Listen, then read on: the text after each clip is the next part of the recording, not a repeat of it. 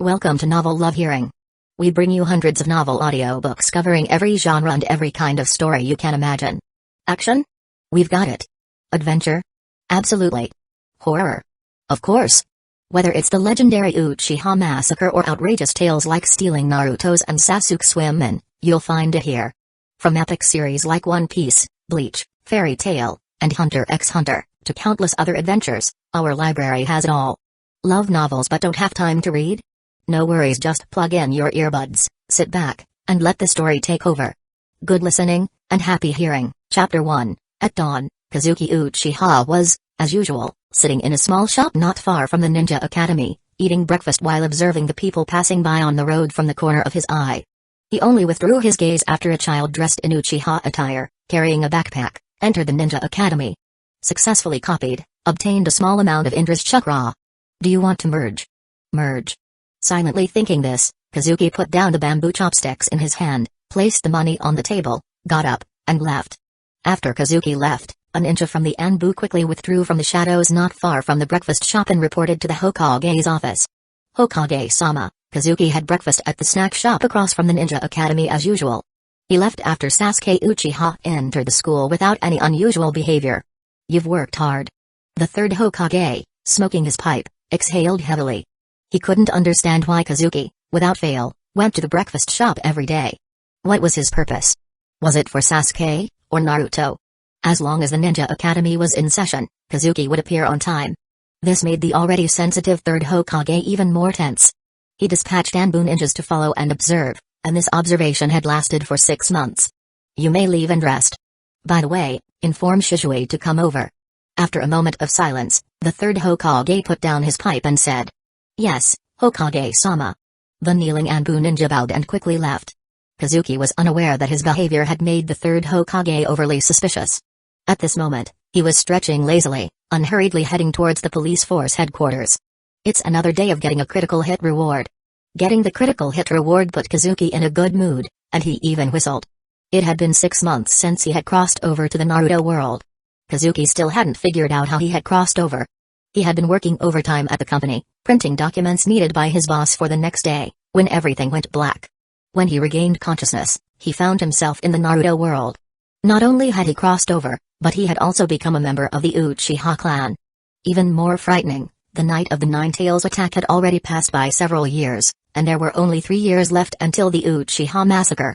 Whether it was related to printing documents before crossing over or not, Kazuki's cheat ability was quite outrageous. It had only 2 functions, copy and merge once a day. By using copy on others, he could randomly obtain rewards, such as Sharingan power, taijutsu, sword art training experience, or even critical hit rewards like Indra's chakra or Ajura's chakra. This was why Kazuki persistently stayed near the Ninja Academy as long as it was in session. He needed to use Sasuke and Naruto as his daily copy targets. Captain. In the lounge on the 2nd floor of the police force headquarters, as Kazuki pushed open the door and entered, several people drinking tea in the lounge quickly stood up and greeted him. Relax. Just make sure not to get caught by our clan leader. Kazuki smiled amicably and waved his hand casually. By the way, has the personnel department not filled the vacant positions with new recruits yet? The personnel department said the new recruits are under review. Once the review is complete, they will join the squad. Then that's all. Continue your tasks and don't forget the regular patrols. After saying this, Kazuki walked into his office. As one of the squad leaders of the police force, he had his own office. After Kazuki entered his office, the few people in the lounge quickly resumed their relaxed atmosphere, drinking tea and chatting. At this moment, Shizue Uchiha, who was also a squad leader of the police force, arrived at the Hokage's office building with a nervous heart. Since becoming a double agent for the clan and the village, Shizue had not had a single day of peace. One day, he worried about the village taking drastic action against the Uchiha. The next day, he worried about the hardliners in the clan agitating for a coup. Every time he came to see the third Hokage or other high-ranking officials, it was the most agonizing time for Shizue. As a double agent, he was always caught in the middle, facing difficult choices. He hoped nothing major had happened. Arriving at the Hokage's office building, Shizue took a deep breath and knocked on the door. Come in. Receiving permission, Shizue opened the door and entered the Hokage's office, respectfully saluting the third Hokage who was working at his desk. Hokage-sama. Hearing Shizue's voice, the third Hokage put down the documents in his hand. His originally composed expression gradually turned serious. Seeing this, Shishui's heart sank to the bottom. Whenever the third Hokage used this expression with him, it meant there were new problems with the clan. Shishui. After a pause, the third Hokage continued, "There is something I need to understand in detail."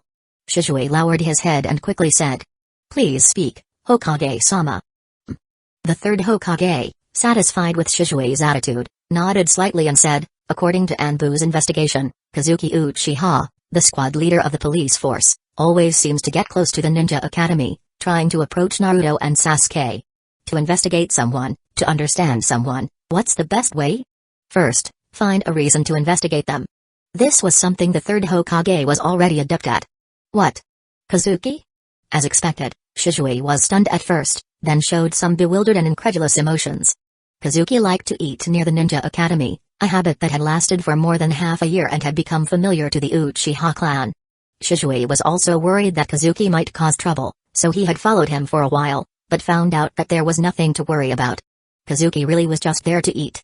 As for why he went when the ninja academy was in session, Shishui couldn't figure it out either. As for approaching Naruto, that was absolutely nonsense. Kazuki had never been within 100 meters of Naruto.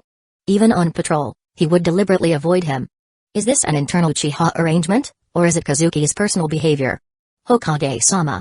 Shishui became anxious and quickly explained, "There has never been such an arrangement within the clan, nor has anyone been instructed to approach Naruto. Going to the ninja academy for breakfast is Kazuki's personal habit. This habit has lasted for more than half a year. I have investigated it, and besides eating, Kazuki has not done anything else." Shishui couldn't falsely accuse Kazuki in this matter. If it existed, it existed; if it didn't, it didn't. Is that so? The third Hokage frowned slightly. He could tell Shishui was telling the truth. In fact, Kazuki indeed had no intention of approaching Naruto because there was no need. His cheat ability could be used from a distance. Since it could be used from afar, why go near Naruto and provoke the nerves of the higher-ups? The third Hokage called Shishui not only to see if he could get any valuable information but also to warn Kazuki through Shishui not to do anything he shouldn't. Ha! The third Hokage suddenly sighed, causing Shishui's heart to leap into his throat. Chapter 2. Since the night of the Nine Tails attack, the relationship between the Uchiha and the village has become increasingly tense. Shishui, I hope you understand my intentions. What I'm doing is for the sake of the village. Hokage-sama, I will further investigate and remind Kazuki, but I believe he won't do anything out of line. It was time to take a stand and choose a side again. As always, Shishui chose to side with the higher-ups. Leaving the Hokage's office building, Shishui felt a bit down. The third Hokage had asked him for a lot of information about the Uchiha clan and hoped he could gather even more. This put Shishui in a difficult position. The fundamental reason he became a double agent was that he wanted to resolve the tense relationship between the village and the clan, not truly betray his clan. With a heavy heart, Shishui returned to the police force. Given the tense relationship between the village and the clan, his influence was minimal. The higher-ups were wary of him, and most of the clan elders didn't support him. Even the clan leader, Fugaku Uchiha, was wavering. Forget it, I'll talk to Kazuki first. Unfortunately, Shishui's arrival was not welcomed. Opening the door, the tower-like Jio Uchiha's face immediately fell. His massive body blocked the way, and he asked in a disdainful tone, "What are you doing here?" Faced with such a hostile attitude from his clansmen, Shishui sighed inwardly. Ever since he started speaking for the village and suggesting measures beneficial to it, dissatisfaction within the clan towards him had grown, with some openly mocking him as a traitor. Suppressing his frustration, Shishui said seriously, "I need to talk to Kazuki. Are you going to block me here? You're not welcome here." Jio's face remained dark, showing no intention of letting him through. Seeing the two of them at a stalemate, with neither willing to back down, Kazuki opened the door and came out of his office. "Are you two planning to fight?" Leaning against the doorframe, Kazuki looked amusedly at the two who wouldn't back down. As a squad leader of the police force, Shishui naturally couldn't back down easily. As for Jio, due to some personal reasons, his attitude towards Shishui was always hostile, and whenever they met, they never got along. "You're lucky." Glaring at Shishui, Jio reluctantly stepped aside. Kazuki stepped forward and asked, "Do you need something? Can we talk somewhere private?" Shishui tilted his head. "Sure." After considering for a few seconds, Kazuki didn't refuse. He also wanted to know why Shishui was looking for him. Was it because of the Anbu and the third Hokage? It shouldn't be, he hadn't even approached Naruto. Was it really necessary to be that cautious? The two left the police force together, and after a silent walk, Shishui suddenly said, Gyo has changed a lot. Not too much. After my guidance, that guy finally started using his brain a bit. Kazuki responded indifferently. They walked to the edge of the clan, into a secluded forest, stopping at a hidden training ground. The training ground still had many broken targets, indicating it was Shizue's secret training base. Bending down to tidy up the broken stumps and targets, Shizue had a sincere smile on his face, wiped the sweat from his forehead, placed his hands on his hips, and reminisced, "This is a place Itachi and I often came to." Kazuki nodded slightly. "I heard the young master has already passed the solo chunin exam and even set a new record."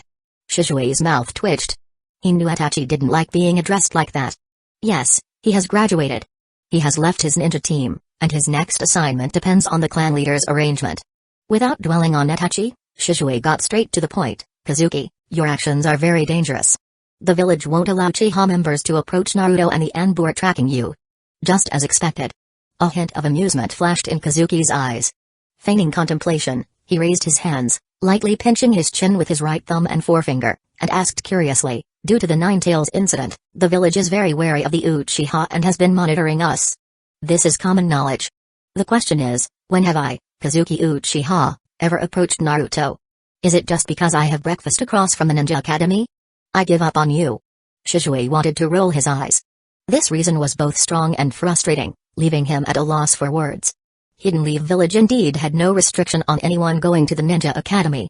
Not to mention having breakfast, even if Kazuki idly wandered around the academy every day, no one would say anything. At most, he would be watched by the Anbu. As an Uchiha, was it strange to be watched by the Anbu? You don't have to go every day during school hours. Kazuki, are you there just to eat, or do you have another purpose?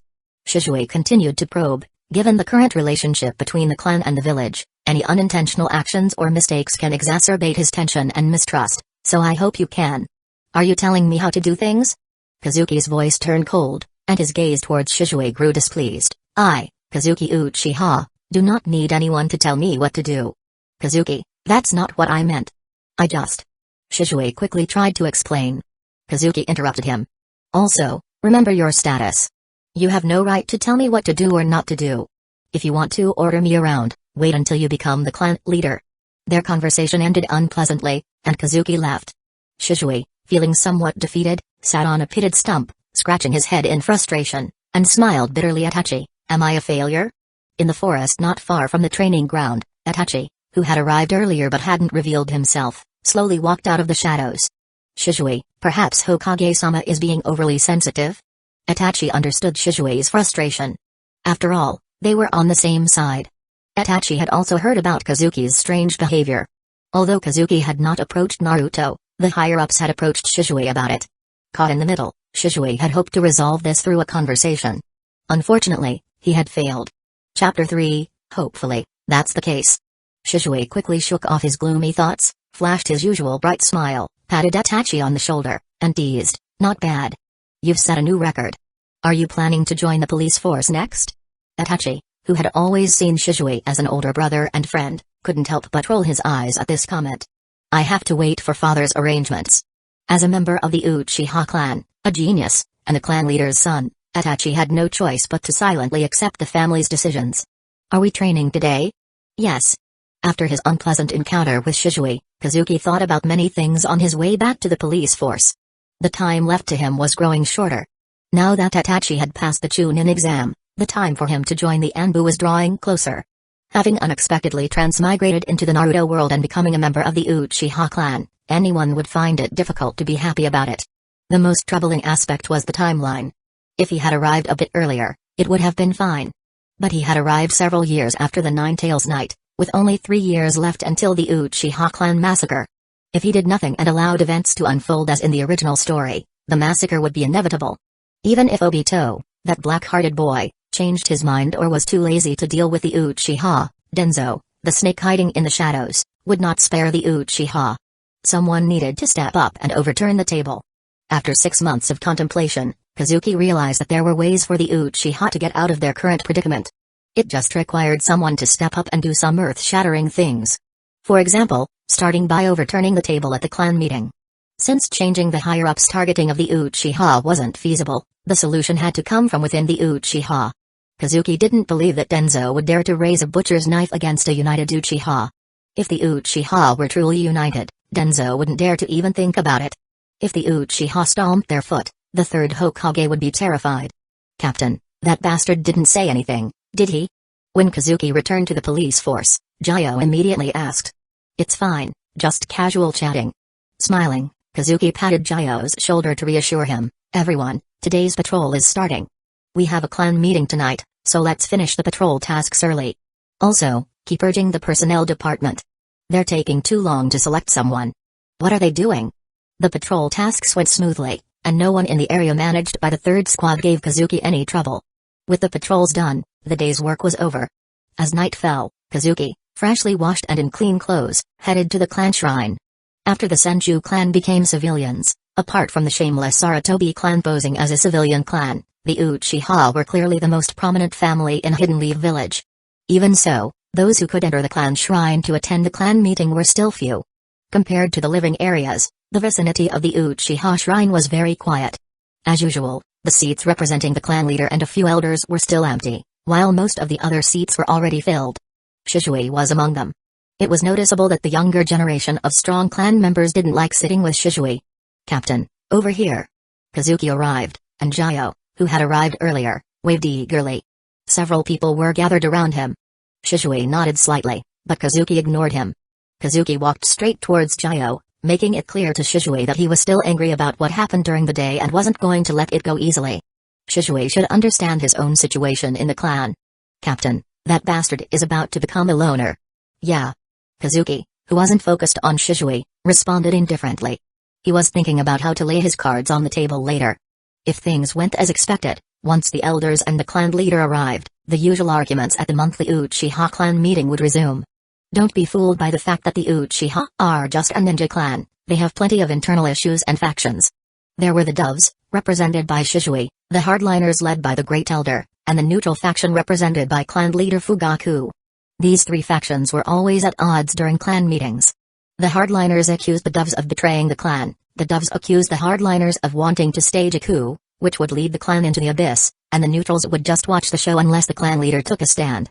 Realizing that Kazuki wasn't in the mood for a show, Jio quickly quieted down and whispered with the others. Soon, the elders arrived, and after they took their seats, clan leader Fugaku arrived last with his entourage. Sitting in the clan leader's seat, Fugaku glanced around the small shrine meeting room and began, everyone who should be here is here, so let's start today's clan meeting. Anyone with something to say, speak up. Clan leader. As soon as Fugaku finished speaking, the sixth elder was the first to jump up and complain. This month, our Uchiha police force has received an increasing number of complaints about violent enforcement at the Hokage's office. If we don't control this, over time, the relationship between the Uchiha and the villagers will only get worse. The same old problem. Violent enforcement had always been a concern for the Uchiha. Even if the Uchiha restrained themselves, complaints continued to pour in. I will have someone look into this. We need to trust Hokage-sama. Also, all squad leaders should manage their teams well to reduce complaints from the villagers. It was an old problem with no solution in sight, so Fugaku could only pass the buck. Hearing this, the sixth elder nodded in satisfaction, but those working in the police force weren't pleased. Shisui was the only exception, as he had always suggested that clan members be more humane and gentle when enforcing the law, hoping to improve the villagers' poor impression of the Uchiha. Many were unhappy but couldn't openly object, so they grudgingly accepted it. Of course, they would handle things as they saw fit afterward. You couldn't expect the Uchiha to act like saints just because of a few complaints, right? If that were possible, the complaint issue wouldn't have dragged on until today. Then, successfully passing the buck, Fugaku was about to move on to the next topic. Why should we?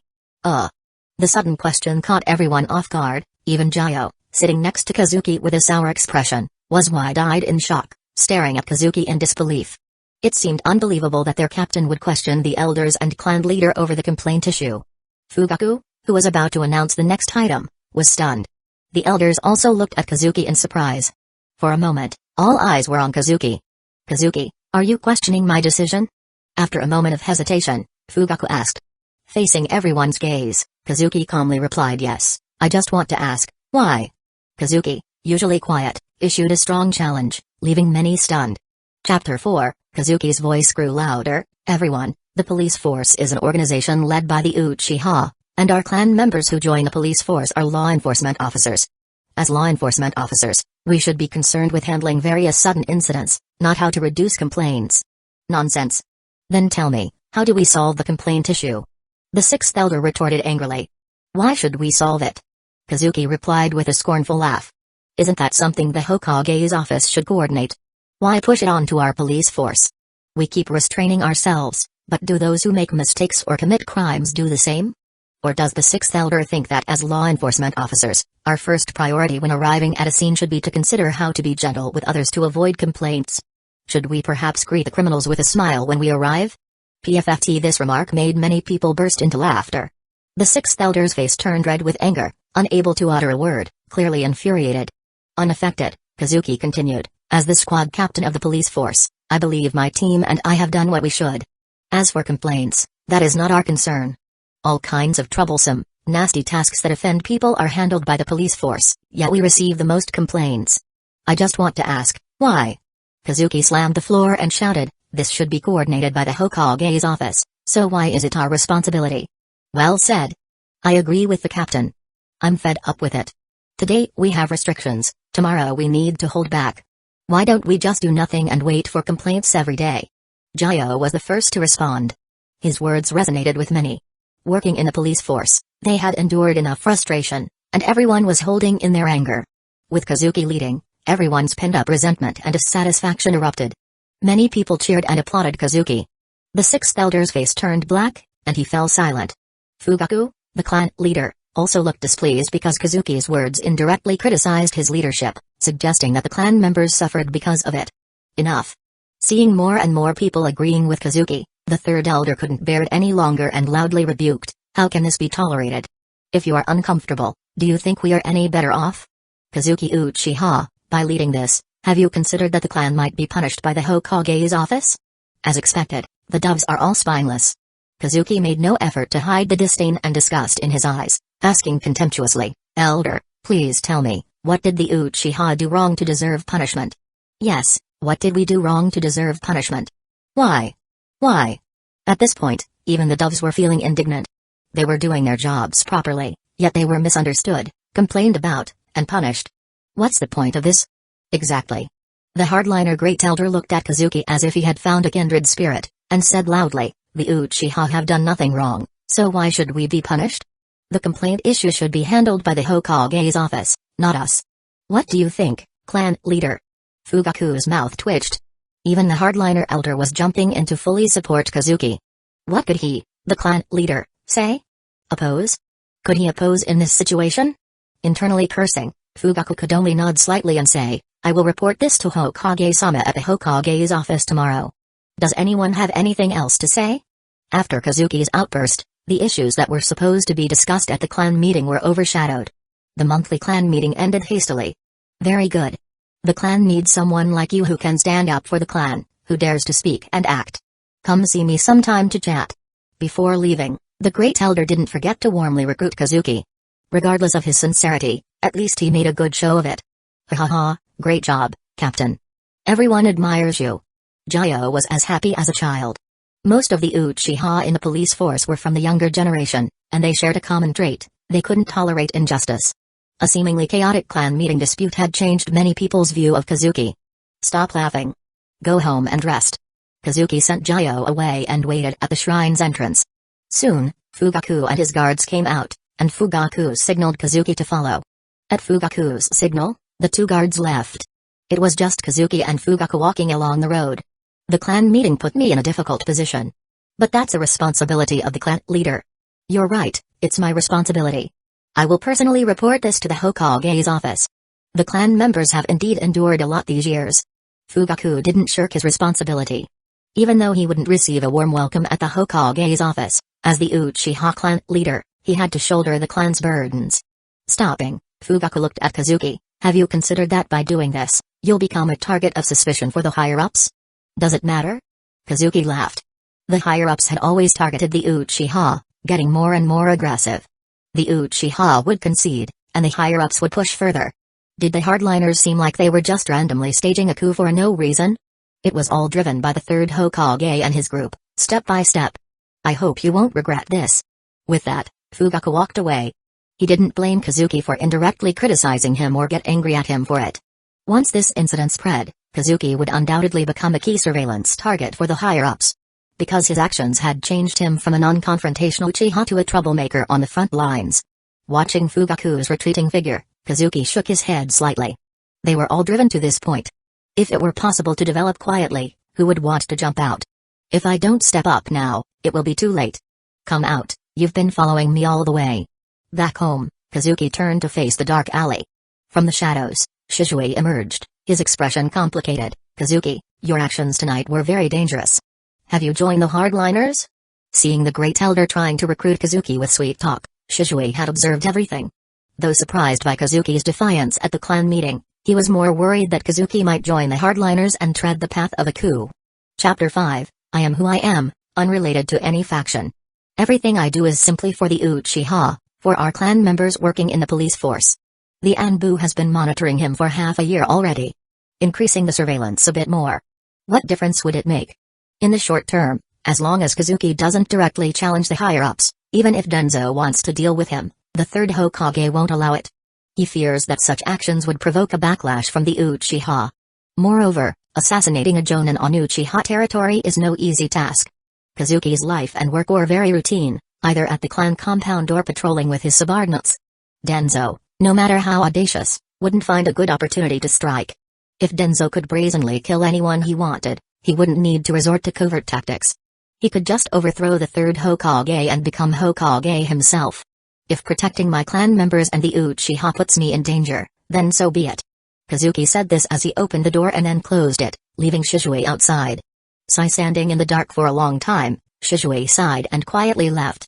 He didn't return home to rest but headed straight to the Hokage's office. He needed to report what happened at the clan meeting to the third Hokage. Part of his role as a double agent. How much critical village information Shizue shared with Fugaku was known only to him. From Kazuki's perspective, calling Shizue a double agent was inaccurate. He was more a spy for the village's higher-ups.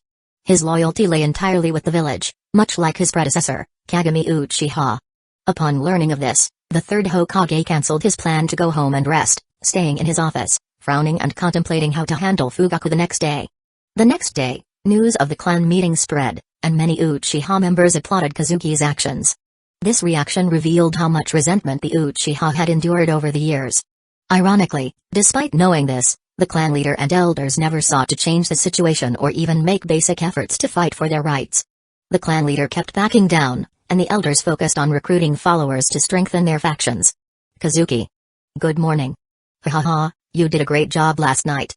Speak boldly, I support you. The ninja school was closed today, so Kazuki didn't need to go there. When he wasn't monitoring Sasuke and Naruto, he would use his daily copying opportunity on others, such as Shizue or clan leader Fugaku. Although copying them rarely resulted in critical rewards, what he gained was still better than from others. As word spread, more people proactively greeted Kazuki. It was evident that once the news fully spread, Kazuki's reputation within the clan would significantly rise. This was precisely what Kazuki needed. The greater his reputation, the less likely Denzo and the third Hokage would dare to act against him. To change the Uchiha, one must first achieve enough accomplishments and a reputation that people believe in. An unknown person suddenly calling for changes and leading the Uchiha forward would be seen as a lunatic, a delusional fool.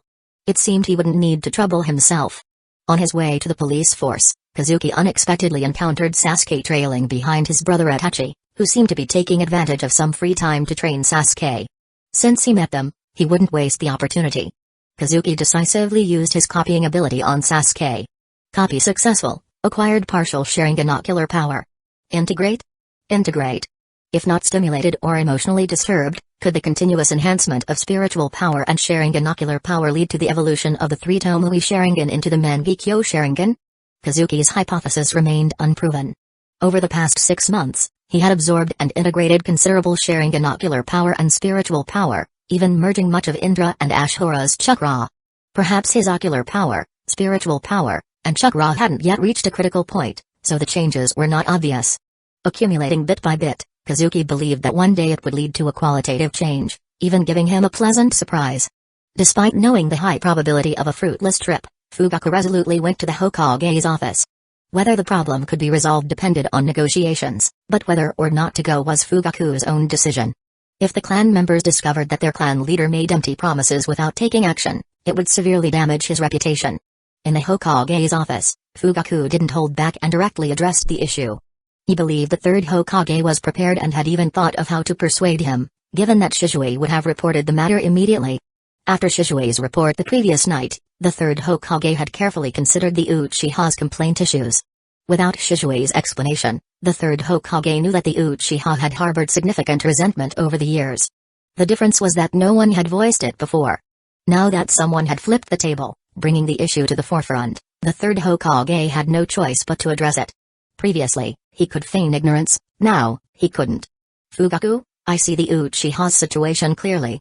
But since that incident, the village has faced a shortage of capable personnel. Handling complaints is something I'm powerless to address. Handling the issue was one thing, but how to handle it was another. As usual, he tried to pass the buck. I agree to handle it, but we lack manpower. Since there aren't enough capable people, the Uchiha must endure for now. It's not that I, as Hokage, am unwilling. There's simply no one available. Mentioning the Nine Tails incident darkened Fugaku's expression. This was the worst defamation the Uchiha had suffered since Hidden Leaf Village's founding, and the Uchiha couldn't refute it. The suspicion on the Uchiha was too strong, as the masked man controlled the Night Tails with a Sharingan, causing Kushina's death and indirectly leading to the death of the fourth Hokage, Minato no Mikaze. The Uchiha neither acknowledged nor could escape this burden. Despite the clear evasion, Fugaku had no recourse. He had anticipated this outcome. This was still a relatively good result. If Denzo were present, he would undoubtedly berate the Uchiha, saying all sorts of unpleasant things.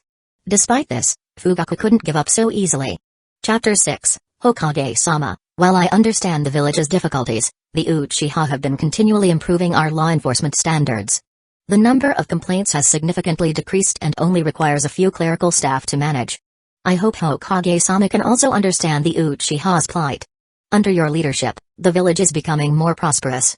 The Uchiha are responsible for patrolling increasingly larger areas, and the police force has already expanded several times. We simply can't handle these matters as well. Fugaku flattered the third Hokage a bit and then played the hardship card. In fact, it wasn't just playing the hardship card, the Uchiha were indeed facing such a situation. Not every Uchiha shinobi joined the police force, many chose to join squads for missions. With clan members scattered in various places, even a large clan like the Uchiha experienced manpower shortages. Everyone likes to hear good things, and the third Hokage was no exception. Even though he knew Fugaku was doing it on purpose, it still made him feel a bit better, as Hidden Leaf Village had indeed become more prosperous under his leadership. You have a point. The Uchiha do seem to be understaffed. What does that mean? Hearing this, Fugaku's heart skipped a beat, thinking that the third Hokage might once again propose expanding the police force to include other clan and civilian shinobis. So he quickly responded, Hokage-sama, the Uchiha may be short-staffed, but we can still ensure the police force operates smoothly. Please trust us. If Kazuki were here, he would have cursed, foolish.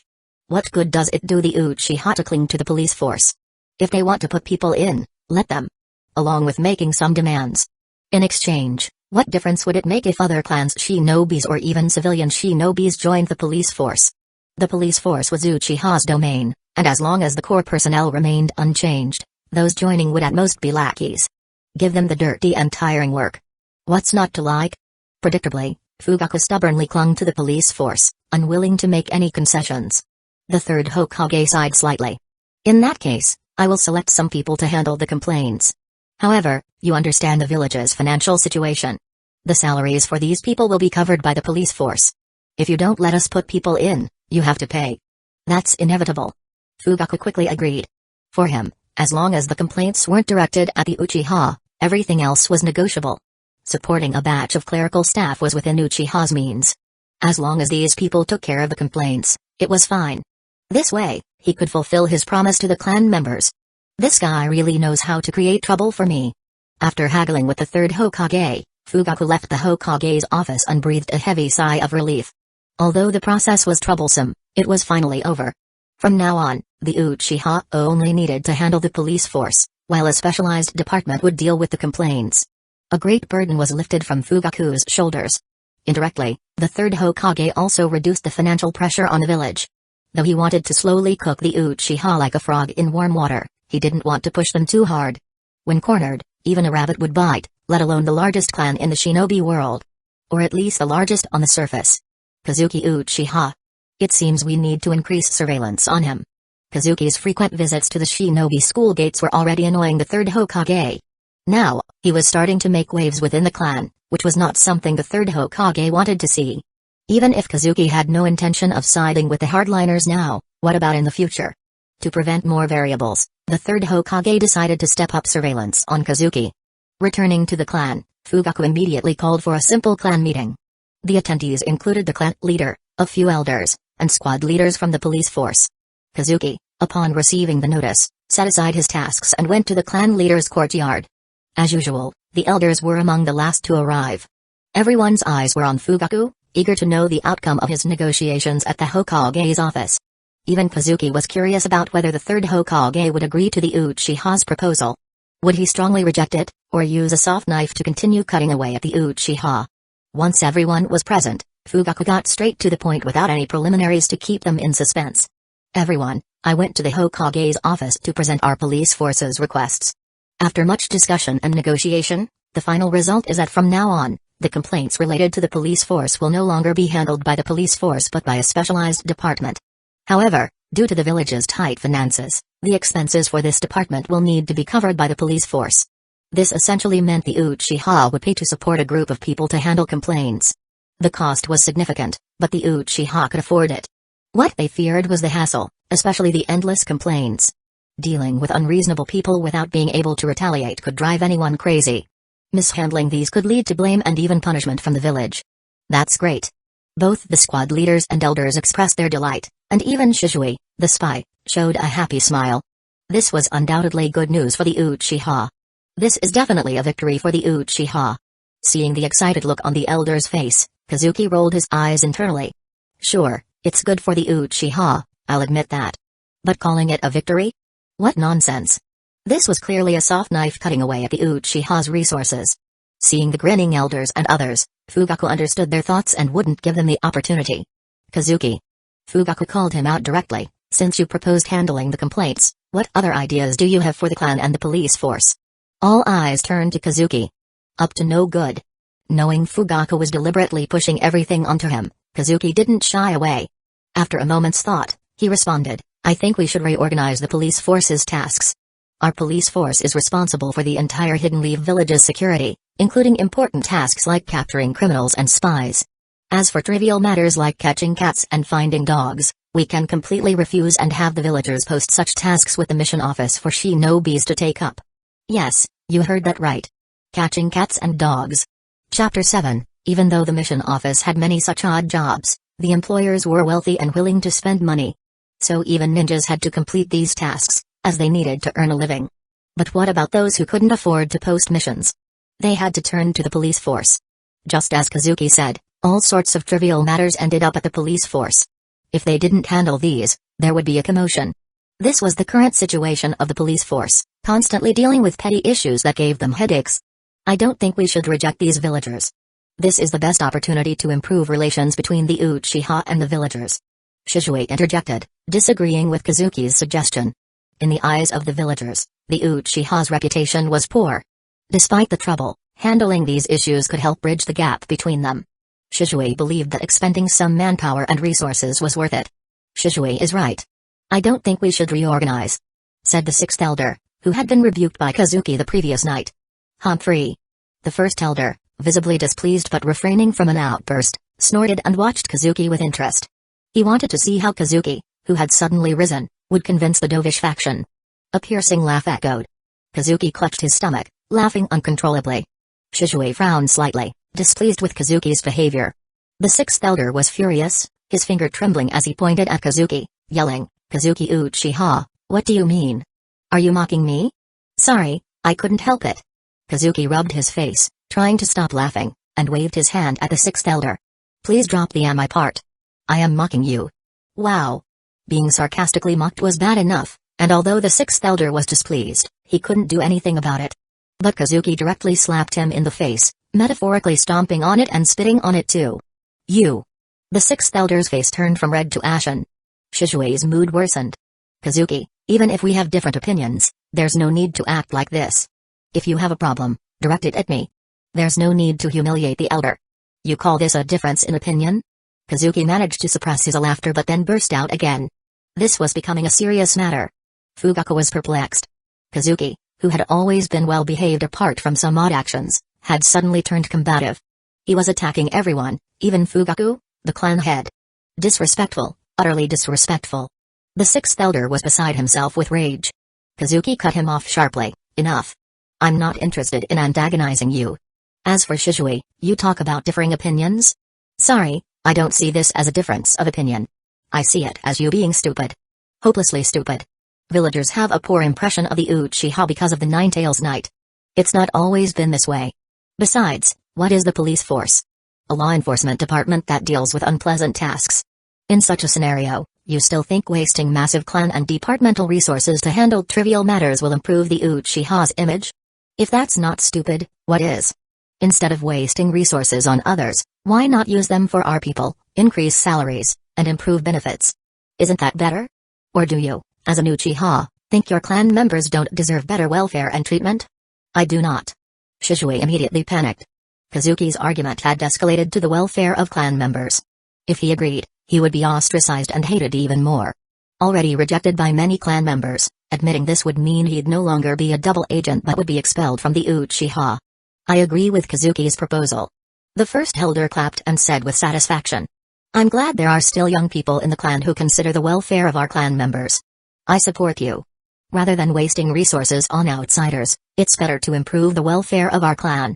Anything that annoys the dovish faction is strongly supported by the hardliners. When it came to their welfare and benefits, the squad leaders chose silence. Even those close to the dovish faction kept quiet. Personal interests took precedence over alliances. After all, everyone needed to eat. The leaders could maintain their lofty ideals, but they shouldn't take away the benefits the squad leaders deserved. The worst part was wasting resources without even ensuring success. This caused a new problem. The hardliners were pleased, and the police force squad leaders didn't mind improved benefits. Seeing the situation, Fugaku knew the issue would fall back on him. As the clan head, it was his duty and responsibility. If he pushed everything away, what use would the clan have for him? The dovish faction was in trouble. Fugaku interrupted Kazuki, preventing him from saying anything more shocking. The Nine-Tails Knight was a taboo topic in the village and couldn't be discussed lightly. Kazuki, improving the welfare and benefits of clan members is not a problem. But have you considered this? These tasks were handled by the police force in the past. If the police force stops, what will the villagers think? Let them think what they want. The Uchiha's foundation is our own strength, not the villagers' good impressions. Kazuki didn't care about such matters. The Uchiha might not even exist in a couple of years, so why care about impressions? Select a few clerks to handle explanations and resolutions. If in doubt, pass the buck. My squad won't handle these matters anymore.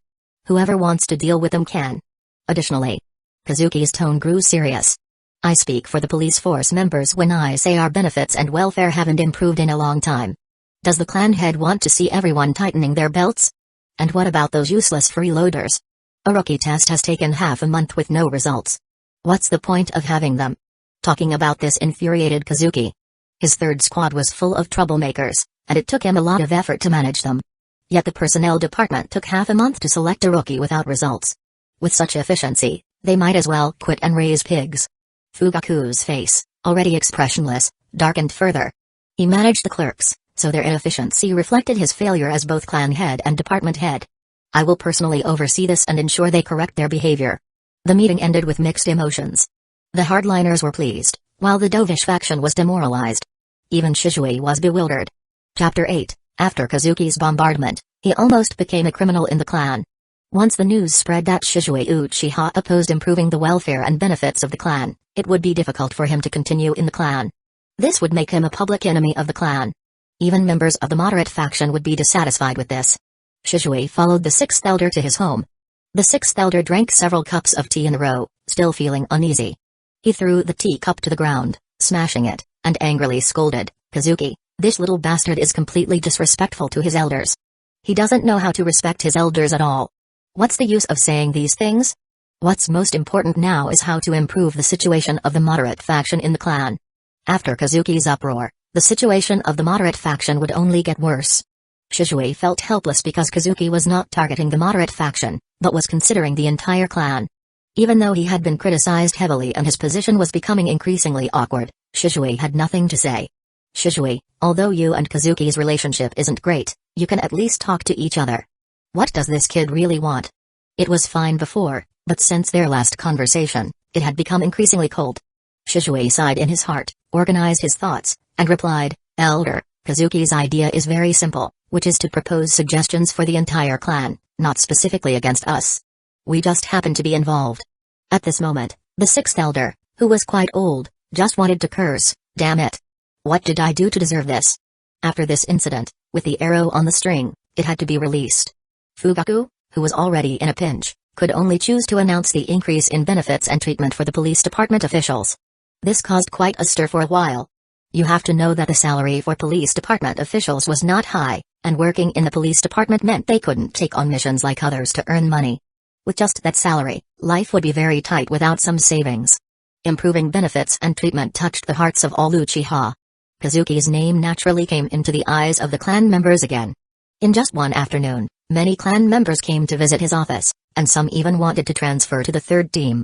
Unfortunately, the personnel department was too busy. Because they used to have an easy job, their good days were over. Fugaku, with a dark face, scolded these people harshly, causing chaos in the personnel department. Everyone put in their efforts to work harder, not daring to slack off or drag their feet. Overall, Kazuki's reputation in the clan improved a lot, gaining the favor of many clan members, but also offending some people. Of course, this was just a small episode. These people posed no threat or trouble to Kazuki, and they didn't even dare to cause any trouble. The police department would no longer handle trivial matters, and these matters would be pushed to the mission department. The announcement of this news caused quite a reaction, naturally receiving praise within the clan. In the past, the police department was so busy with these trivial matters. Now, things were different. They were just thrown away. Either go and issue missions or find a solution yourself. Don't bother calling the police department for everything. The police department was a department to maintain Hidden Leaf Village's public security, not an any department. Some Uchiha were happy, but some were not. Because in the past, they could ask the police department for help, but now they couldn't. If they issued missions, it would undoubtedly incur significant expenses. Ordinary villagers were fine, but some groups who often asked the police department for free help couldn't help but feel dissatisfied. What's all this noise about? Even sitting in the office, you could hear the noise. You can imagine how lively the lobby of the police department on the first floor was. Yanagi, who was watching the excitement in the corridor, smiled, Captain, it's a few livestock farmers in the village. They jointly demand that Uchiha revoke the announcement and withdraw the announcement. Who's handling it? Kazuki walked out curiously. If ordinary villagers occasionally troubled the police department, these livestock farmers were old acquaintances of the police department. They were a group that made the Uchiha gnash their teeth in hatred but had no way to deal with them. Because of their breeding, the most effective way to find lost livestock and cattle was to ask the police department for help. With the new regulations of the police department, this meant that these people would incur additional expenses, which no one would be willing to accept. Therefore, the main person came to the police department to request that Uchiha revoke the announcement and restore the original state. Who else could it be? Our hero, Shisui. Yanagi laughed smugly. In the past, Shisui was a hero in the village and in the clan, but now these titles had become teasing. The entire clan agreed on this matter. Why was Shisui still holding on? Kazuki couldn't help but feel speechless. It seemed that the will of fire was indeed causing harm to people. On the first floor, the person in charge of handling these issues was helpless. They had already explained. But the other party was unwilling. What made them even more uncomfortable was that Shisui, as a team leader, couldn't help but come out to meet them. He tried to explain everything considerately, but it only made the other party more arrogant. What do you Uchiha mean? If something is lost, shouldn't we ask for your help in finding it? If you don't even help with this small favor, what's the use of the police department? Isn't that right, everyone? Facing the arrogance of the villagers, Shisui was so anxious that he was sweating profusely. He raised his hand to try to calm them down. Please listen to my explanation. Because the police department is short-handed, many things have been neglected. We need to maintain public security in various parts of the village. Nonsense, this is clearly an excuse. You weren't like this before. Uchiha is indeed becoming more and more detestable. Some emotionally charged people even began to curse. The atmosphere in the hall was tense, but no one dared to take action against each other. In the past, such people would have been thrown into the monitoring room long ago, but since the Nine Tails incident, the reputation of the Uchiha had worsened, and coupled with the commotion of the moderate faction, people in the police department were increasingly cautious. Makoru, who was splashed with saliva everywhere, was very pleased. In the past, who dared to curse at the Uchiha like this? Now it was possible because they cursed, but the other party didn't dare to do anything to them. Today, he must make the Uchiha regret announcing such an announcement. Why do we have to spend money to issue missions to find the lost items?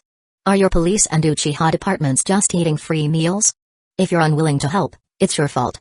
Chapter 9, Makoru, who was cursing more and more, saw that the Uchiha were so angry, but they didn't dare to do anything to him. Even if some people couldn't help but want to fight, they were dissuaded by Shizui, so he became more and more arrogant. The contradictions seemed to be getting bigger. Yanagi, who couldn't bear to watch anymore, led people down from upstairs.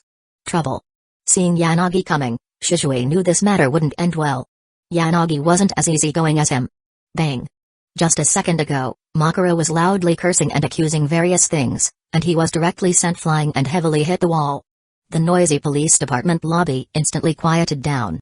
Who gave you the guts to come to the police department to cause trouble? Kazuki said coldly, what are you staring at? Is the police department here for you to watch a show? Others scold you for eating free food, and you don't even move to catch them. Are you waiting for the new year? Everyone present was very angry, but no one dared to take action without orders. Shizui again got in the way in the middle. With Kazuki's order, the restless clan members rushed up in a swarm. One for one, they all knocked down the troublemakers who came to cause trouble, disregarding their cries and screams, and dragged them towards the monitoring room. Once these people were inside, they would face their consequences. Kazuki, don't.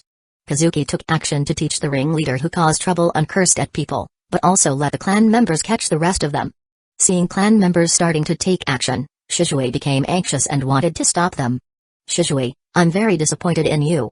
With a teleportation jutsu, Kazuki directly blocked Shizui, disappointedly saying, I thought you were just kind-hearted, but I was wrong. Your kindness is only for others and not for your own clan. I've said before, he's not a good person.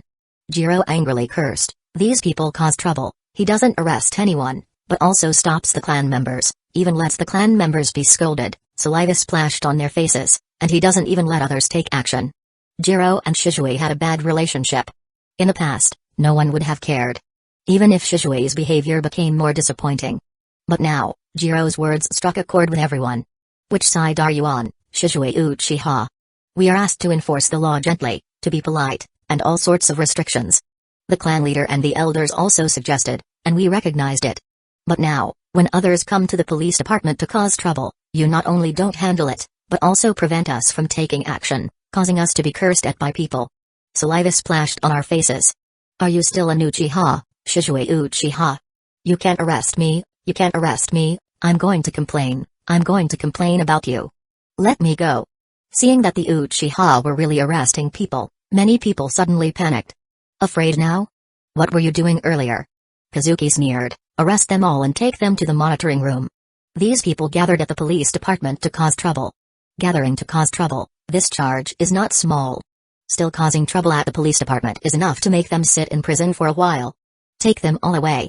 With Kazuki's backing, the Uchiha were no longer panicking. One for one, they all arrested and took them to the monitoring room. I didn't do anything, I just didn't want things to escalate. Shizui defended himself. Kazuki shook his head and said disappointedly, save these words for those clan members who are disappointed and scolded. I will personally report your behavior to the clan leader, and I will also suggest to the clan leader to remove you from the position of police department team leader. In the past life, when Kazuki watched anime, he thought Shizui was a man of character. Except for being a little stupid and brainwashed by the will of fire, he was quite pitiful. Now it seems that the pitiful person must have something hateful about him. Can anyone tell me what happened? Someone caused trouble at the police department. Such a big thing happened, and Fugaku, who was resting at home, jumped up high and hurried to the police department for the first time. The clan leader came. Just now, the emotional clan members calmed down one after another. In the Uchiha clan, Fugaku's authority was still quite high. At least when disciplining the clan members, he didn't hesitate. No one spoke, and Gero, who wanted to speak, got a hint from Kazuki's eyes and decisively shut up. Fugaku had to look at Kazuki and Shizui in opposition. Kazuki didn't give Shizui a chance to explain either, and answered, because of the new regulations announced, some people were unwilling to accept them, gathered at the police department to cause trouble, and Shizui was busy explaining without taking direct action. which led to the situation escalating, and even clan members were scolded by the troublemakers. Shisui, is this true? Although Fugaku was hesitant in some matters, when it came to the dignity and prestige of the Uchiha, he couldn't afford to step back. Some people caused trouble, didn't handle it directly, and even explained. Most importantly, the people at the police department were verbally abused. We are law enforcers. What are you doing, Shisui Uchiha? Facing the angry glares of the clan members, Shisui shamefully lowered his head. Kazuki continued, I personally think Shisui is not suitable for the position of police department team leader. I suggest removing his personal duties, or maybe transferring him to the complaints handling department, where he might be good at handling these troubles. Since you like to be a good person, like to be a peacemaker, well, you can go and take care of these troublesome complaints. The position of police department team leader is not suitable for you. After giving Shisui a deep look, Fugaku said, I will consider it. No matter how much he valued Shisui, under the premise that everyone felt wronged, Fugaku could only take on this matter. Otherwise, the anger in the hearts of the clan members could not be calmed. Everyone. Regardless of whether Fugaku felt comfortable in his heart, Kazuki raised his hand and turned around, loudly saying, remember our identity. Apart from being personnel of the police department, we are also members of the Uchiha clan, the foremost family in the shinobi world. The dignity of the clan cannot be trampled upon. At any time, the Uchiha will never beg for mercy from anyone. Uchiha's pride also does not allow us to bow to anyone. If we don't take advantage of this great opportunity to enhance our reputation and gain the support and goodwill of our clan members, what are we waiting for? Kazuki decisively took action. Well said. Captain is right. Jiro, with an excited red face, clenched his fists and shouted loudly, leading the applause. The applause grew louder and louder, and everyone's gaze towards Kazuki became eager and excited. Just now, they were feeling wronged, but after being stimulated by Kazuki's passionate words, each one became excited. Chapter 10, We are the foremost dojutsu family in the ninja world, and we have the pride of the Uchiha. We absolutely do not bow to anyone, nor do we beg for mercy. Clan leader, I hope you can convene a family meeting to discuss the issue of the Dovish faction within our clan. I believe the Dovish faction is no longer necessary. They only make us weak, lower our heads, and lose the dignity and pride of our clan. Boosting reputation, uniting people, and dealing with both the Dovish and hardline factions. These are Kazuki's steps to strengthen the Uchihas.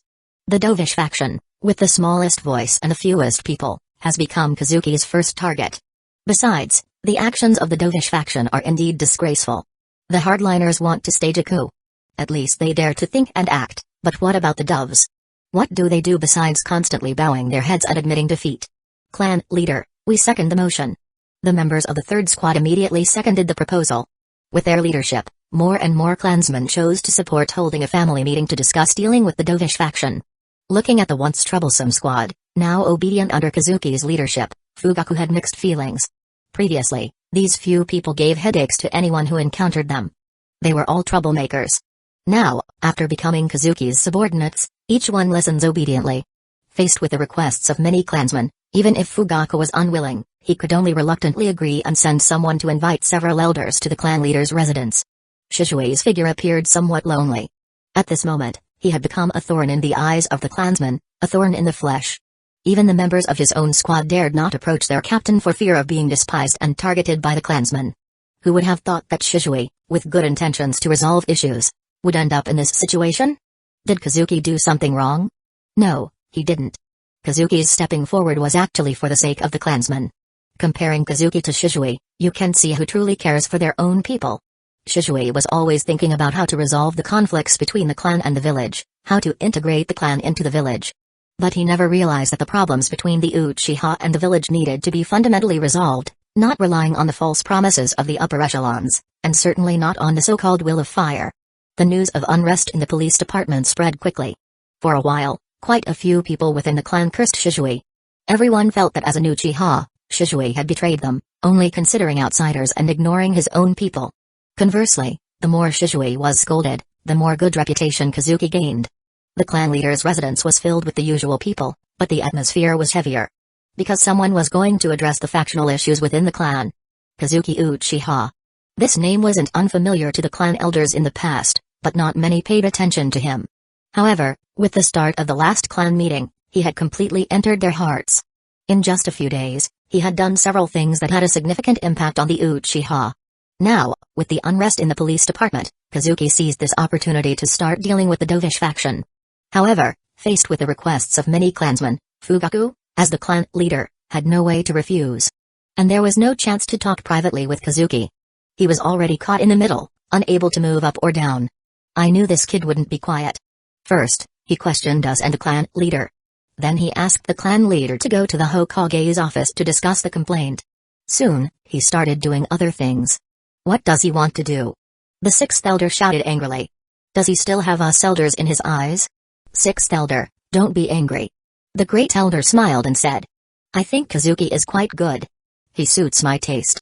Besides, when did he question the clan leader and ignore us? Moreover, what he did are good things. Don't you want the clan to get better? Can I say no to these things? I don't want to be scolded by the clansmen. The sixth elder's face turned pale with anger. Others were long accustomed to their quarrels. The hardliners and the doves always came together, and there was always a lot of noise. Fortunately, Fugaku's arrival made the argument pause.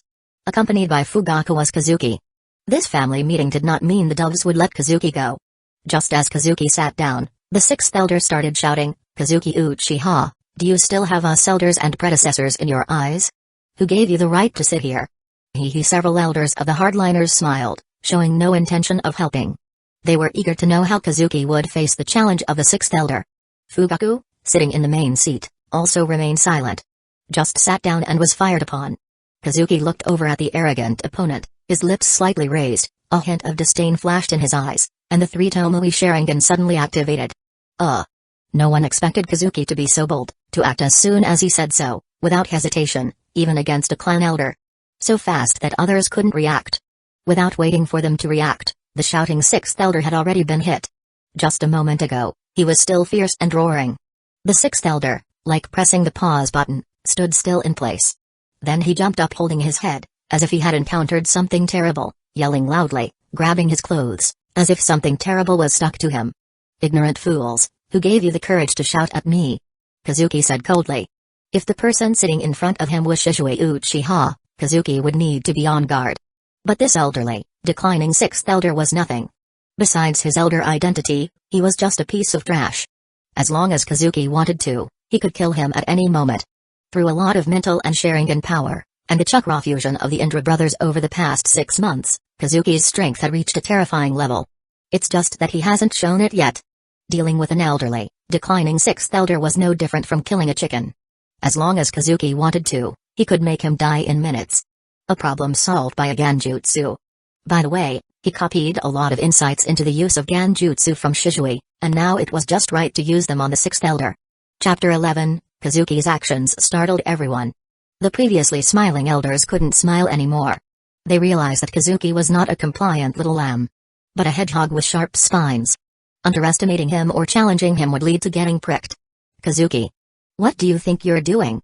Are you challenging my authority? Fugaku Uchiha left his seat, appeared beside the sixth elder, and dispelled the Ganjutsu. He also activated his three Tomoe Sharingan, confronting Kazuki. Judging by his heaving chest, he was indeed furious. Once the Ganjutsu was lifted, the sixth elder, drenched in sweat, looked at Kazuki with a hint of fear. Only heaven knew what he had just experienced.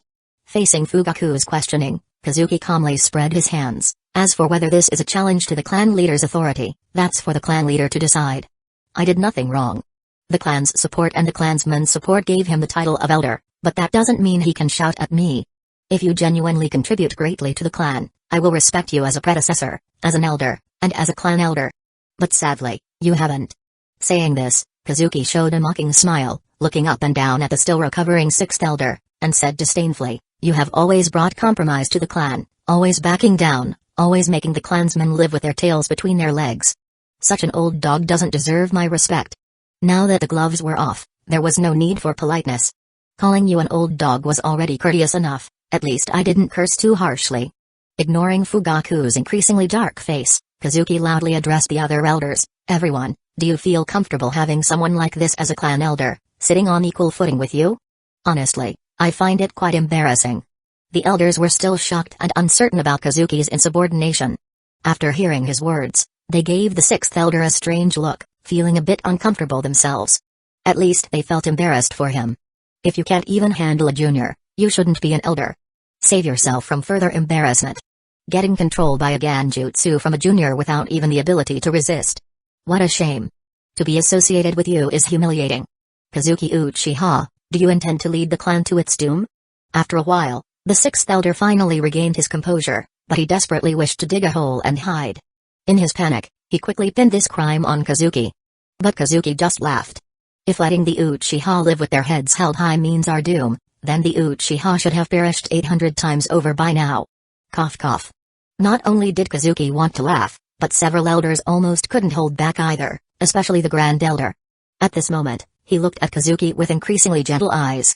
He always felt that Kazuki was a descendant born for the hardline faction. With such a character and methods, it would be a pity not to join the hardline faction. He must be brought into the fold. Enough. Seeing the sixth elder still trying to retaliate, holding on to this matter, Fugaku, as the clan leader, shouted, "This matter ends here.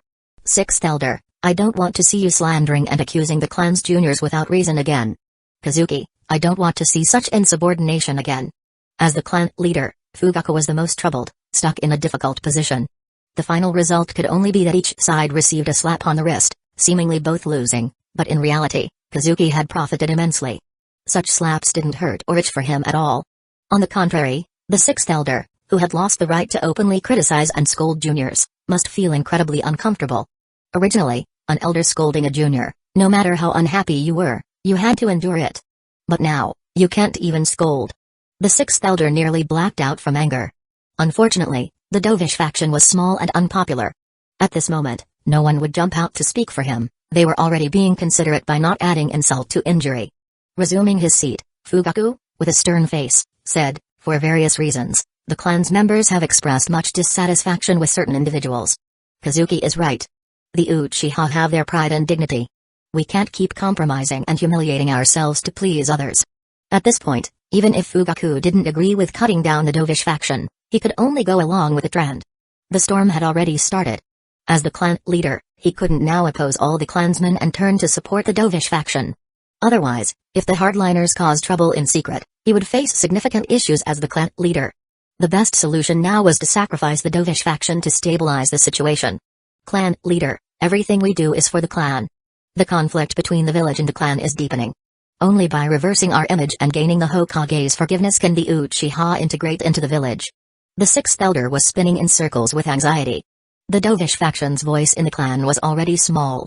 If it got cut down, this faction would no longer need to exist. He would also be expelled from the center of clan power. Ha ha ha ha. Kazuki couldn't hold back. Although he wanted to, he overestimated his endurance. "Kazuki Uchiha, what do you mean?" The sixth elder, like a wounded, rabid beast, roared furiously. His bloodshot eyes stared fixedly at Kazuki. Seeing this, it seemed like he wanted to tear Kazuki apart. If it weren't for Kazuki's recent antics, none of this trouble would have occurred.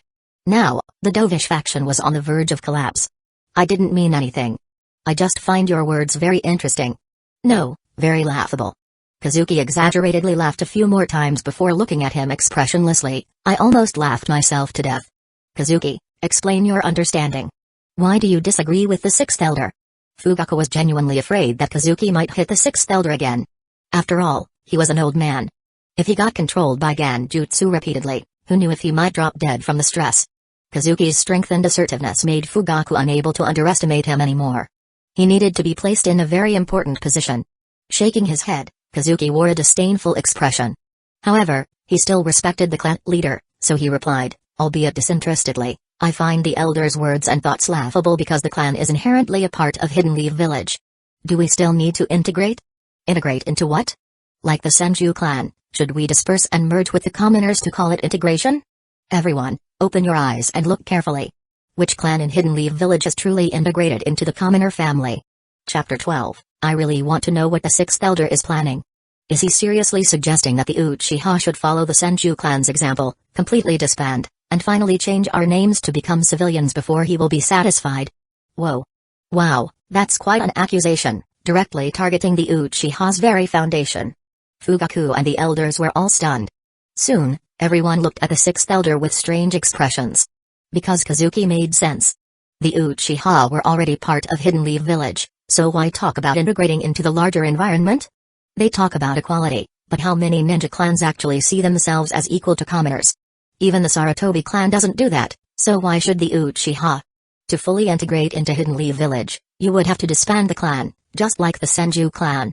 But if that isn't attacking the very roots of the Uchiha, then what is? The sixth elder's face turned red again, stuttering and unable to form a complete sentence for a long while. Kazuki wasn't just opposing the Dovish faction, he was trying to obliterate it with a single blow. This accusation was enough to put the sixth elder and the Dovish faction in a tight spot. The worst part was that they couldn't shake off this accusation. If they didn't mean it, then why keep talking about fully integrating the clan into Hidden Leaf Village? We are already part of Hidden Leaf Village. Explain why you're pushing for this. Your intention must be to make the clan follow the Senju's path. Ugh. Already advanced in age, coupled with the stimulus of Kazuki's Kanjutsu and the accumulation of frustration, the sixth elder reached a breaking point. His vision went black, and he spat out a mouthful of blood before collapsing to the ground. This unexpected turn of events left everyone stunned. Even Kazuki thought it was a bit much. Spitting blood and passing out. Was that really necessary? But with the sixth elder unconscious, the meeting couldn't continue. Fortunately, this was the outcome Kazuki wanted. After today, the Dovish faction couldn't survive unless they were willing to carry the label Kazuki had given them. Even Shizui, a staunch supporter of the Dovish faction, would have to keep his head down. In the ensuing chaos, the guards carried the sixth elder to the hospital, putting an end to the Dovish faction's issue. What a headache. Fugaku rubbed his aching temples, looking at Kazuki with a helpless expression. The others looked at Kazuki with complex expressions, except for the Grand Elder, whose gaze remained fervent. The topic of the Dovish faction had to be dropped. Time to change the subject. Fugaku thought for a moment and said, Kazuki has proposed removing Shizue Uchiha from the police force, suggesting he would be more suited to the complaints handling department. What do the elders think? Is there such a good thing? Of course, support. I support it. I agree. Shizue is a good kid, but he doesn't belong in the police force. The hardline elders immediately voiced their support. The neutral elders looked to Fugaku, indicating that he should make the decision, as they preferred not to comment and risk provoking Kazuki. With the sixth elder's example fresh in their minds, these elders dared not put on airs with Kazuki. They feared that an impulsive move from Kazuki would result in severe consequences. A madman is not scary. What's scary is a madman with intelligence and strong capabilities. Being targeted by such a person would make it hard to sleep peacefully. Since no one opposes, from tomorrow, Shizue will be relieved of his position in the police force and transferred to the complaints handling department. Fugaku made the decision. Kazuki, stay behind. After everything concluded, the hardline faction was delighted, while the neutral faction was anxious. They were unsure if Kazuki would join the hardline faction or target them next.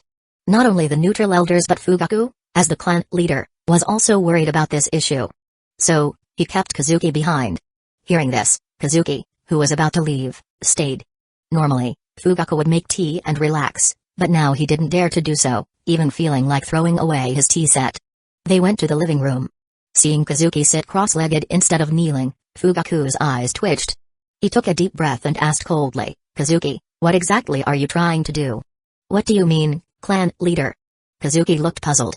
Fugaku said angrily, in just a few days, you've caused a lot of trouble. Today, you even defied the elders and attacked them. What's your goal? I knew you couldn't hold it in. If this continues, the Uchiha will either grow stronger or spiral out of control. I can't help but be anxious. To make the Uchiha strong again, instead of living subserviently with our tails between our legs. Facing Fugaku's cold and authoritative gaze, Kazuki calmly replied. I would say it's for my own life, but you wouldn't believe me. It's unfortunate that you're a timid clan leader, so I'm forced to take matters into my own hands. Using the Uchiha's future as a slogan, Kazuki gave Fugaku no room to criticize him. After all, even though Kazuki was impulsive, he hadn't harmed the clan's interests. Fugaku fell silent for a long time. Kazuki also sat quietly, feeling no discomfort. That's great. At this moment, a cheerful voice came in. Kazuki recognized it immediately. It was his protege, Sasuke Uchiha. Sasuke walked into the living room, smiling and bouncing happily. Seeing the two people sitting in the living room, Sasuke was startled. Noticing his father's stern expression, he quickly stood up straight and bowed. I'm back, father. Hello, Senior Kazuki. Fugaku replied coldly, crossing his arms. 5-year-old Sasuke couldn't hide his disappointment. Father, Senior Kazuki. Following Sasuke, Itachi greeted formally and then led Sasuke upstairs. The interruption eased the tense atmosphere a bit. Fugaku's stern expression relaxed a bit. What do you think of the hardline faction? Be honest. You've been harsh on Shisui. He also has the clan's best interests at heart. If it's for the good of the clan, he shouldn't make the clan live with their tails between their legs. Kazuki disagreed with Fugaku, knowing Shisui's role as a double agent had Fugaku's support. The same would be true for Itachi in the future. Unfortunately, Fugaku overestimated Shisui and Itachi's loyalty to the Uchiha. Sending 2 spies, only for both to side with the village's higher-ups. If he really wants what's best for the clan, he should abandon those unrealistic ideas. As for the hardline faction, I think you, as the clan leader, already have an idea. I have no intention of joining the hardline faction. Not at all. I won't support any attempt to stage a coup. I've said before, we are part of Hidden Leaf Village. Even if there's some conflict, it won't escalate to the level of a coup. Whether you believe it or not, this is my heartfelt opinion. I will strive for my goals. This was Kazuki's stance. Chapter 13, Fugaku raised an eyebrow slightly, finally feeling a sense of relief. Kazuki's actions were for the good of the clan, and Fugaku could accept that. In other words, as long as Kazuki didn't join the hardliners and uproot the Uchiha, it was acceptable. Fugaku Uchiha might be a bit timid, but at least he had a sense of the bigger picture. The conflict between the clan and the village is difficult to resolve, and the suspicions run deep. Fugaku said. Kazuki smiled confidently. I know, but I don't think that's a bad thing. At least it can bring us together. Previously, the clan was divided due to factions and internal conflicts. But I always believe that as long as we unite and don't do things that the village can't tolerate, no one can touch us. We might play some small tricks at most. On the contrary, only a strong and united Uchiha can have a voice in the village. The title of the #1 Dujutsu clan of the Uchiha isn't for nothing, we have that kind of strength. If only everything were as simple as you say. Fugaku sighed softly. Since becoming the clan leader, he had tried all kinds of ways to strive for improvement, but the results were disheartening. Not only did the Uchiha gain almost nothing, but the exclusion they faced became more severe. This phenomenon even reached its peak after the Night of the Ninetales. Fugaku didn't voice his inner thoughts, but Kazuki could guess what he was thinking. As long as you don't join the hardliners, lead the clan members in a coup, and harm the interests of the Uchiha and the village, I won't deliberately obstruct you. Those words from the clan leader are enough. I definitely won't do anything to harm the clan's interests, but as for the village's interests, it depends on the situation. As long as the third Hokage and Denzo start causing trouble, Kazuki wouldn't mind giving them some headaches. Being overly passive won't help the Uchiha rise. It will only make those who bully you push their limits. If you retreat an inch, they might advance a yard. A series of major events unfolded, making the Uchiha dizzy. When they heard that the 6th elder fainted from rage, it became a hot topic of discussion. But soon, people lost their interest in watching the drama. Because the hardliners deliberately leaked what Kazuki said and the charges he faced. The Uchiha were in an uproar. They began cursing the doves, accusing them of betrayal, and some impulsive individuals even went directly to trouble the doves. Shisui, who was to be transferred from the police force tomorrow, was implicated while the 6th elder was being treated in the hospital. Shisui was stunned when he heard the news. He never imagined that the direction the doves had been striving for could be burdened with such a terrible accusation. Shisui was shocked, and the 3rd Hokage, who got the news, wasn't much better off. What's going on? He had just thought that Kazuki Uchiha was not simple and needed to be monitored more closely. Then suddenly, all this happened, directly dealing with the dove faction within the Uchiha. Who can tell me how he did it? And isn't this accusation a bit exaggerated? Although there's some reason to it, the doves wouldn't go so far as to dig up the roots like this. How will Shisui face his clansmen in the future? After this series of actions, even if Shisui and the other doves don't become outcasts, their days in the clan won't be easy. It would be difficult for them to regain the trust of the clan members. Without a voice, Shisui, the carefully cultivated spy, would be useless. Without a voice, he couldn't participate in various important clan meetings and gatherings. If he couldn't participate, how could he gather information? Things seem to have become quite troublesome. And if that weren't enough, Kazuki advocated for Shisui's transfer out of the police force, suggesting he handle annoying complaints instead. The 3rd Hokage was speechless because this was an internal Uchiha conflict. Even as the Hokage, he couldn't interfere directly, at most giving some indirect hints. But hints wouldn't have much effect. He could only watch as Shisui was ostracized. The distinctive sound of footsteps came from afar, pulling the 3rd Hokage out of his thoughts. He rubbed his temples, knowing his old friend had arrived. The footsteps stopped at the door of the Hokage's office, and the door was roughly pushed open. Wrapped in bandages around his forehead, right eye, right shoulder, and right hand, Denzo walked in step by step with his wooden cane. There were only 2 people in Hidden Leaf Village who would come to the Hokage's office without knocking. One was Denzo, and the other was the 3rd Hokage's disciple, the future 5th Hokage, Tsunade. Putting down his hand, the 3rd Hokage looked up. Denzo, it's late. What brings you here? Hiruzen, don't pretend you don't know. The Uchiha are already in turmoil. Denzo's single eye gleamed with malice as he stepped up to the Hokage's desk. I've always said that we can't treat the Uchiha too kindly. We should take them all down, especially that wicked brat, Kazuki Uchiha. Seeing Denzo getting more extreme, the 3rd Hokage interrupted him. Denzo, I've said that the Uchiha are also part of the village. Things haven't reached the point you're talking about. The actions initiated by Kazuki Uchiha are all about internal Uchiha reforms. This is their internal matter, not something we should interfere with. Should the Uchiha really be exterminated? Probably not. Denzo's obsession with the Uchiha, apart from wanting to obtain enough Sharingan, was also to use the threat of the Uchiha to strengthen his own position. To achieve his goals. The 3rd Hokage had no intention of eliminating the Uchiha completely. Besides the fact that it was unnecessary, he didn't dare. The strength of the Uchiha, the #1 Jujutsu clan, was formidable. If pushed to the edge and they united, even if the Uchiha could be wiped out, the village would have to pay a heavy price. Don't underestimate the Uchiha's dozens of Jonin and hundreds of ninja. How many Jonin does Hidden Leaf Village have? The Uchiha made up more than a tenth of them. This was also Kazuki's confidence. As long as the Uchiha were united and didn't cause trouble, Denzo and the 3rd Hokage wouldn't dare to act against them. If they weren't afraid of backlash and civil war, they could try to eliminate the Uchiha. But then Hidden Leaf Village would be severely weakened, and villages like Hidden Stones Village and Hidden Clouds Village, with their strong military forces and penchant for war, wouldn't stand by idly. They would seize any opportunity to take a bite out of the Land of Fire. Chapter 14, Humphrey. Denzo snorted, letting the matter drop for now. So, what do you suggest we do about the Uchiha situation now that Shisui has been almost entirely ostracized from the clan? How will we gather information on the Uchiha from here on out?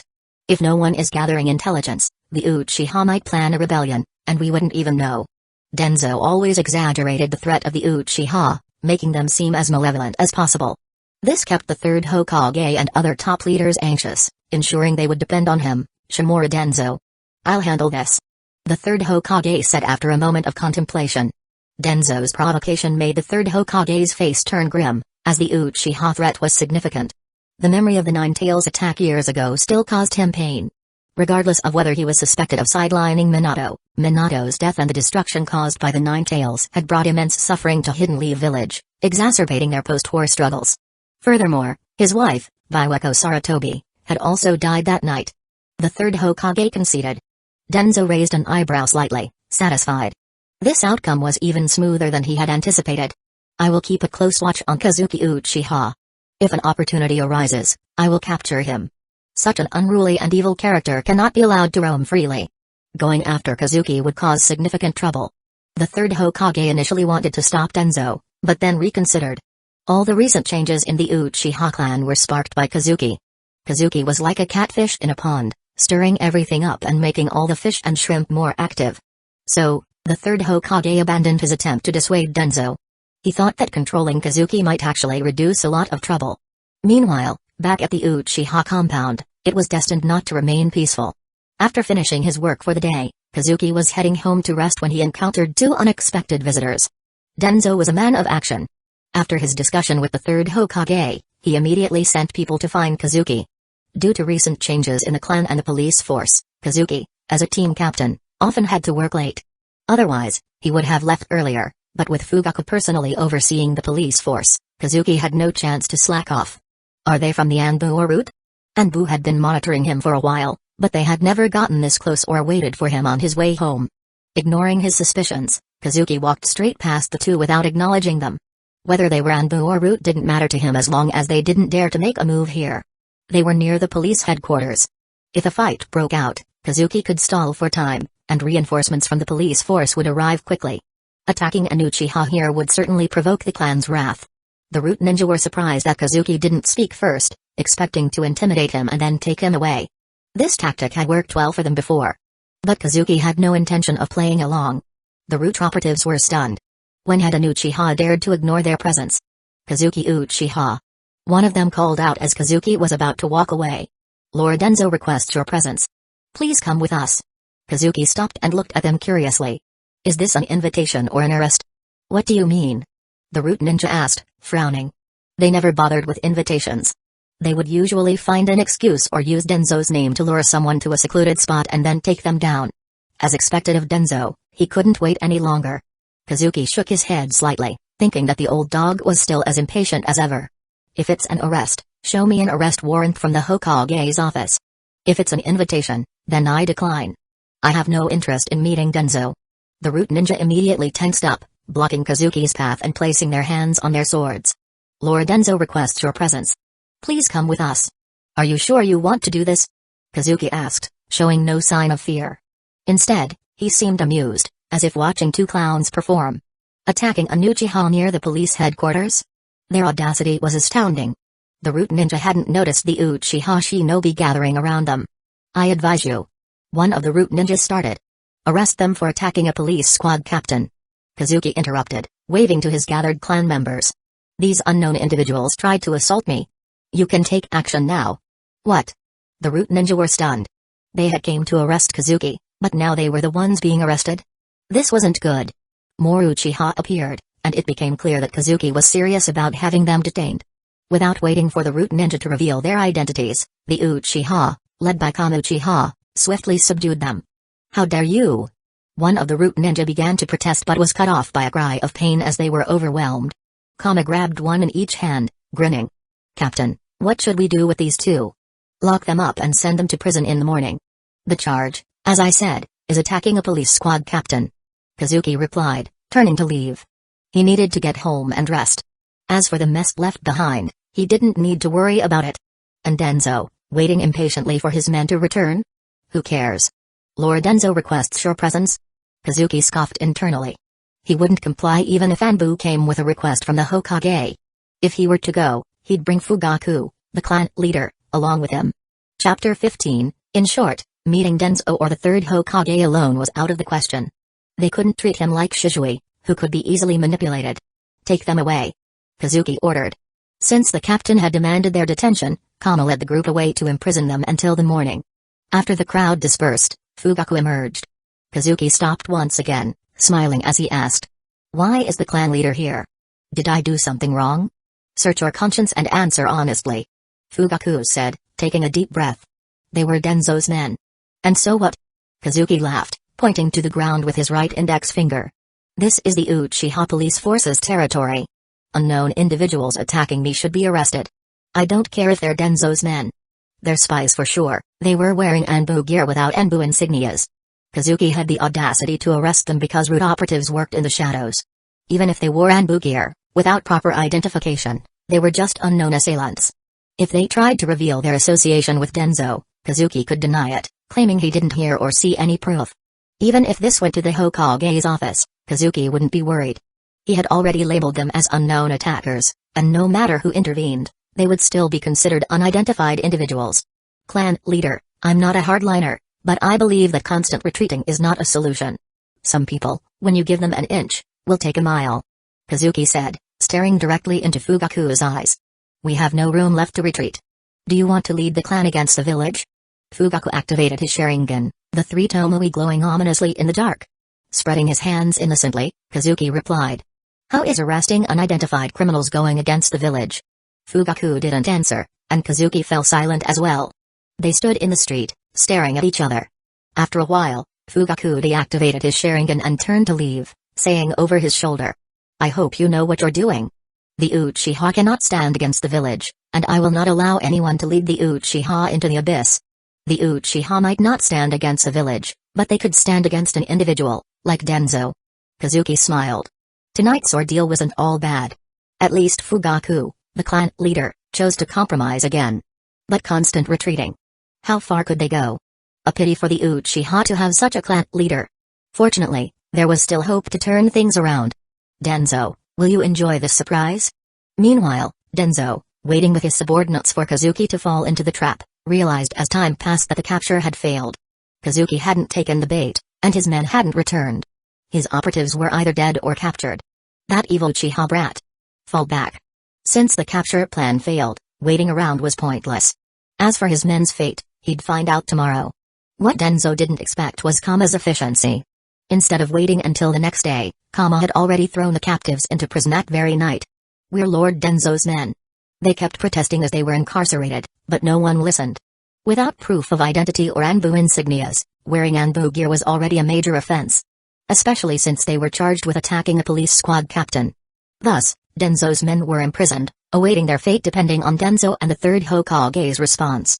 The next morning, the third Hokage received news just as he arrived at his office. Unidentified individuals, wearing Anbu gear, attacked a police squad captain? His expression turned strange. It was undoubtedly Denzo's men. Only root operatives could cause such a mix-up, wearing Anbu gear without proper identification, and then getting caught.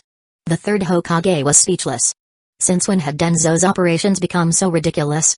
Go fetch them and hand them over to Denzo. Tell him to be more careful next time. There was nothing else the third Hokage could do. He had to release them quietly.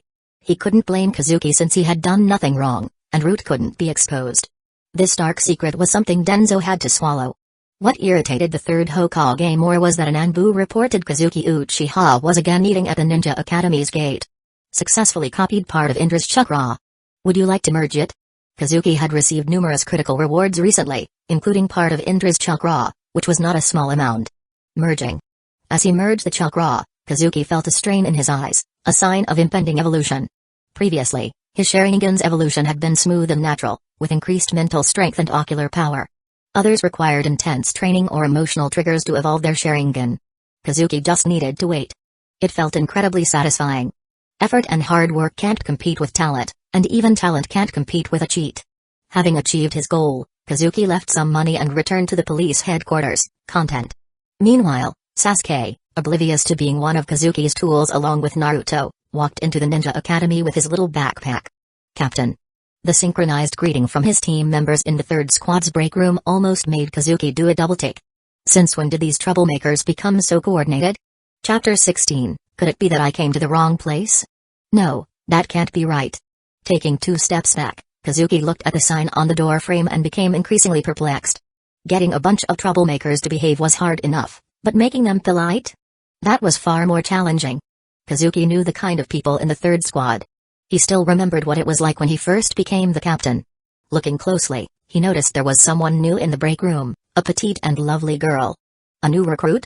No wonder everyone was acting so differently. Kazuki almost thought the sun had risen in the west. It turned out they had a new, adorable female member. However, this new recruit looked somewhat familiar. "Captain." With some nervousness, Izumi quickly bowed in greeting. Although she had passed the interview part, whether she could stay in the police force ultimately depended on Kazuki's evaluation. If he didn't give her a good evaluation, she'd have to leave and apply again for another assessment, similar to how academy graduates could be sent back if their team leaders found them unfit. Looking down at the tense and constrained girl, Kazuki was silent for a few seconds before asking. "Are you Izumi Uchiha? Aunt Hazuki's child?" Izumi wasn't a native Uchiha, she could barely be considered part of the clan. Her mother, Hazuki Uchiha, had married outside the clan and returned after her husband's death, bringing Izumi back with her. Izumi then changed her name to use the Uchiha surname. Truthfully, their position within the Uchiha wasn't particularly good. "Yes." Izumi nodded nervously, saying, "My mother often mentions you, Captain. After I graduated, she persuaded me to join the police force so that we could integrate more fully into the Uchiha clan." "I see." Kazuki suddenly understood. He almost thought it was his influence, but it was Hazuki's decision. Due to her mother's influence, Izumi didn't join the academy-assigned team but instead applied for the police force. Nodding, Kazuki said, "Since you chose to join the police force, work hard and diligently. I believe the clan will genuinely accept you and Aunt Hazuki. Everyone, prepare for patrol. Izumi, you'll learn from me first." It was tradition for the captain to guide the new recruit. Since Izumi had just joined, Kazuki, as the captain, needed to lead her. "Yes, sir." The squad members answered loudly. As Kazuki walked into his office, Kama and the others winked at Izumi, reassuring her. "Don't worry, Izumi. The captain is actually a very kind person. Your evaluation will be fine. I believe I can stay." Izumi, feeling the pressure, smiled awkwardly. She was nervous, despite her mother repeatedly telling her that Kazuki wasn't strict. The 6th elder, lying in the hospital, might have spat blood in anger if he heard this.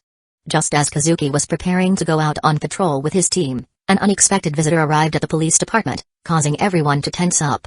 Denzo, leaning on his wooden cane, walked slowly into the hall. His presence made the surroundings fall silent. He scanned the area with his sinister gaze and coldly said, "I want to see Kazuki Uchiha." After waiting all night with no word from his subordinates, Denzo had to make this trip himself, hoping to intimidate Kazuki and perhaps retrieve his men. It was a matter of pride. "Looking for me?" Kazuki, who was just coming down the stairs, heard this and looked over curiously. Denzo had come personally. The entire hall fell silent. Someone quietly left to inform Fugaku, the clan leader. Denzo's arrival was never a good sign for the Uchiha. "What can I do for you, advisor?" Kazuki walked towards Denzo, waving to everyone. "Get back to work. The advisor isn't a ghost to be afraid of." "I don't like sharp-tongued brats," Denzo said, his exposed left eye narrowing. It was clear he understood Kazuki was indirectly insulting him. An ominous aura emanated from Denzo, but Kazuki remained unaffected. Lowering his gaze slightly, Kazuki rubbed his face and smiled. "Coincidentally, I don't like old men lurking in the shadows, like snakes ready to strike. It makes you want to smash them with a stick, don't you agree, advisor?" Insulting Denzo without naming him directly, Kazuki showed no fear of confrontation. Since Denzo had already targeted him, there was no need for courtesy. Kazuki believed that making a bigger fuss would ensure more eyes watched Denzo, keeping himself safer. Denzo's eyes flashed with cold light, and he gripped his cane tightly, revealing his inner turmoil. He was used to being above others, so even a slight disrespect bothered him. "Evil Uchiha brat, you're quite something," Denzo said, ignoring the angry and resentful glares from the surrounding Uchiha. "Thank you for the compliment, advisor. But what brings you here?" Kazuki, unfazed by Denzo's insult, continued to smile. "I have tasks to attend to. Too many rats and snakes are lurking in the village's shadows, ready to bite. As a police squad captain, I must take this seriously. Come on, let's hurt each other." Kazuki knew Denzo wouldn't dare act openly against him. "Where are my men?" After being insulted, Denzo got straight to the point. "Your men?" Kazuki feigned confusion. "Why would your men be in the police department? You must be mistaken. Maybe you should go home and check." Then, Kazuki suddenly slapped his forehead and quickly apologized. "Sorry, I forgot. As an advisor, you're all alone, with no family." Kazuki Uchiha. Unable to tolerate it any longer, Denzo exploded with rage. Chapter 17, Denzo could tolerate being indirectly insulted in front of everyone, but Kazuki went too far by mocking him for being a lonely man without a family. That was unacceptable for anyone. Kazuki Uchiha. An angry shout interrupted. Fugaku had arrived after being notified, and he yelled at Kazuki. "What are you doing? Why are you speaking so rudely to the advisor? Go on patrol now. Have you forgotten your duties and tasks?" "Good job," Kazuki thought, wanting to give Fugaku a thumbs up. The usually timid clan leader was finally showing some backbone. Kazuki smiled silently, shrugged at Denzo, and spread his hands in a helpless gesture. "Then I won't disturb the clan leader and the advisor. Third squad, follow me. Don't stay here and bother the elderly. Old men without families tend to have bad tempers. Be careful, or they might scold you." The squad members followed silently, either not daring to breathe loudly or stifling their laughter. For example, Jiro, the big guy, was shaking slightly from holding back his laughter. In the Uchiha clan, Kazuki set a precedent. Those who knew Denzo hated him, but they could only hide their anger. Kazuki, however, openly insulted him in front of everyone. Denzo called him a brat, Kazuki called him an old rat or snake lurking in the shadows. He didn't name names, but if Denzo took it personally, that was on him. To other Uchiha, Denzo was a high-ranking village figure. To Kazuki, he was nothing. As long as Denzo didn't play dirty, Kazuki didn't care about him. If Denzo did, Fugaku would protect Kazuki. If Kazuki got into trouble, many in the clan would lose faith in Fugaku as their leader. Fugaku, unwilling as he might be, had to protect Kazuki. That's why Fugaku rushed over as soon as he was notified, ostensibly scolding Kazuki but actually protecting him. Clan leader Fugaku, your Uchiha people are truly lawless. Denzo, filled with anger, turned his fury on Fugaku. "Please don't be angry, my lord. Kazuki is just a child. I will educate him, and this won't happen again." Fugaku accepted the criticism. He had to smooth things over. "Humphrey." Denzo snorted coldly. "There won't be a next time. Bring my men out." The threat was clear. If Denzo found a chance, he wouldn't hesitate to eliminate Kazuki to quell his anger. He came for his men, as Fugaku had guessed. Fortunately, Fugaku had prepared an explanation when the police force arrested them the previous night. My lord, there are no people of yours in the police department. However, last night, 2 unidentified individuals attacked Kazuki and were arrested. They're now in prison. You might want to check there. You. My men, unidentified and imprisoned? Denzo couldn't accept it. His men were in jail? Very well, I will remember this. Denzo, a high-ranking village elder, was not skilled in verbal sparring and couldn't retort like Kazuki. Despite his anger, he had to endure it, planning to settle the score later. Knowing his men were in jail, Denzo knew the third Hokage would learn of his embarrassment. His hatred for Kazuki deepened. After casting a sinister glance at Fugaku, Denzo left, leaning on his cane. Izumi was stunned. She had hoped for a smooth induction, but instead, she witnessed her captain cursing out a high-ranking village elder. Feeling her future darkening, Izumi followed Kazuki numbly, unable to remember the patrol areas of the third squad. Scared? Kazuki asked, stopping at a small shop and buying some skewers, handing them to Izumi. Thank you, Captain. Izumi said, dazed. After a few seconds, she quickly bowed in gratitude, holding the skewers and debating whether to eat them. Finally, unable to resist, she started nibbling. After eating 2 skewers, Izumi began to relax, her fear subsiding. Sweet food seemed to lift her mood. People seem very afraid of us. Izumi noted, realizing that as she and Kazuki walked, people either stepped aside or gave them angry and resentful looks. Yes. Kazuki replied. Now that you're in the police force, you'll face this daily. It's due to the police force's bad reputation. Maintaining order often involves unpopular actions, so people fear the police, not the Uchiha specifically. Kazuki shook his head regretfully. These villagers fear the police, not the Uchiha. Of course, our clan's actions contribute to this. Uchiha are often targeted and ostracized at the ninja academy. Izumi, having experienced this herself, understood. Children from civilian families avoided her, and even clan children stayed away because she was an Uchiha. Those who look at us with anger often have been arrested by the police or have family and friends who were. Many complaints about our violent enforcement come from those unhappy about being arrested. They can't retaliate, so they file complaints to annoy us. Maintaining order means dealing with many troubles, inevitably making enemies. Over time, the Uchiha are rarely welcomed. The village doesn't promote the good side of the Uchiha but scrutinizes their mistakes, worsening their reputation. Look at the Hyuga clan. They treat civilians arrogantly, yet how many criticize them? Very few, if any. Chapter 18. Most of the criticisms are directed at all clans, not just the Hyuga clan. Doesn't the village care about this? Izumi couldn't understand this behavior. Perhaps the clan members' law enforcement actions were a bit excessive, but they shouldn't be feared by everyone, right? Have you ever seen the village promote anything good about the Uchiha? Kazuki's words cut deeply into Izumi's heart.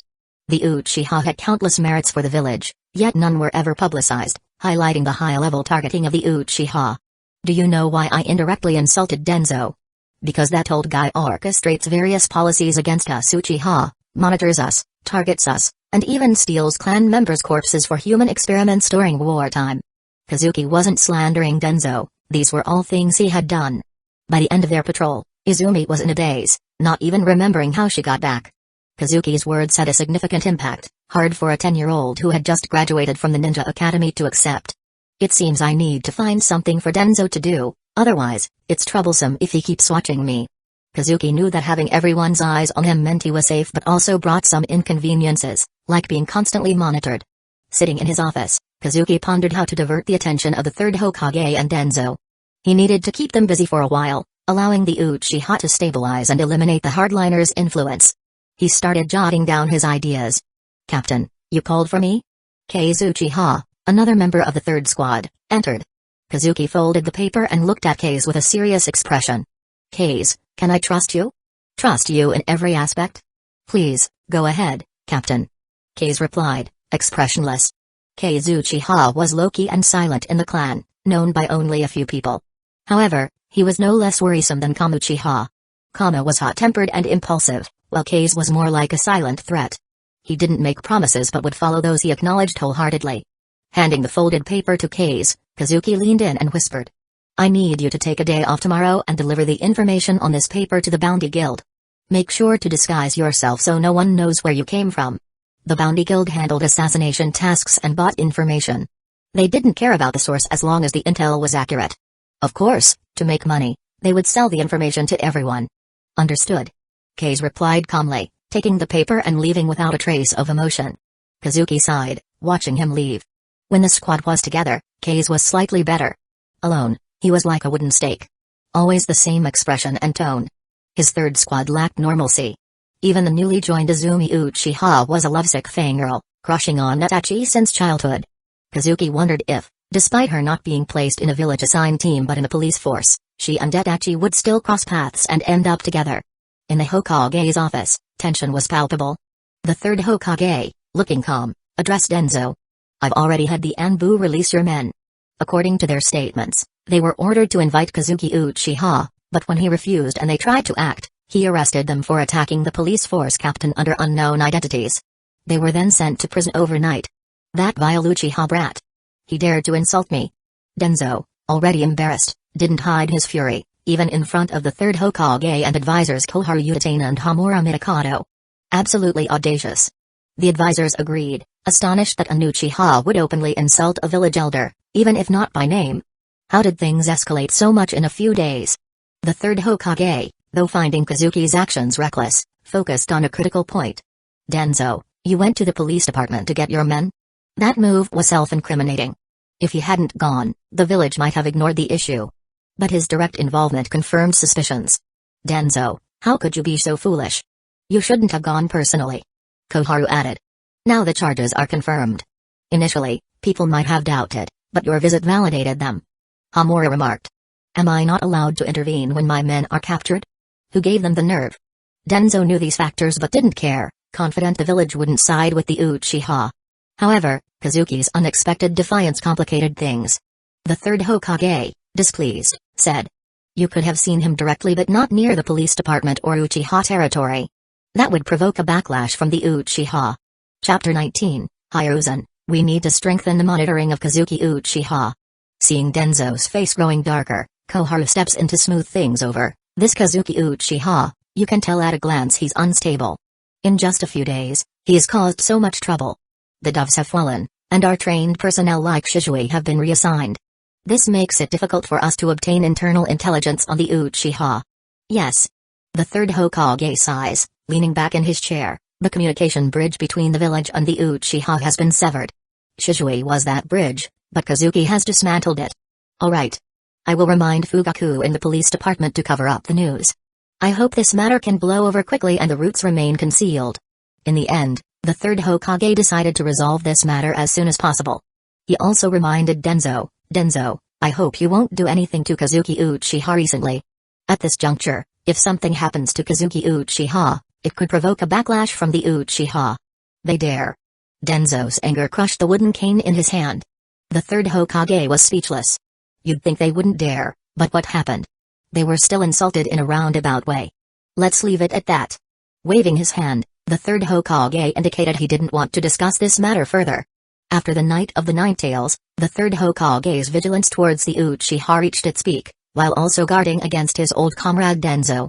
Sending someone to assassinate him, not allowing the Uchiha to rescue on the Night of the Nine Tails, all sorts of actions made the third Hokage understand clearly what Denzo intended to do. Humphrey. Denzo turned and left without a word. However, silence was the best response. He wouldn't act against Kazuki in the short term. At least until this matter settled down, he wouldn't move against him again. But in his heart, Denzo was already keeping an eye on Kazuki. As long as he got the chance, Denzo didn't mind giving Kazuki hell. Denzo leaving didn't mean this matter was over. Koharu expressed his worries with a frown. Hiruzen, the doves have fallen. I'm worried the hardliners among the Uchiha might grow stronger. You need to talk to Fugaku as soon as possible.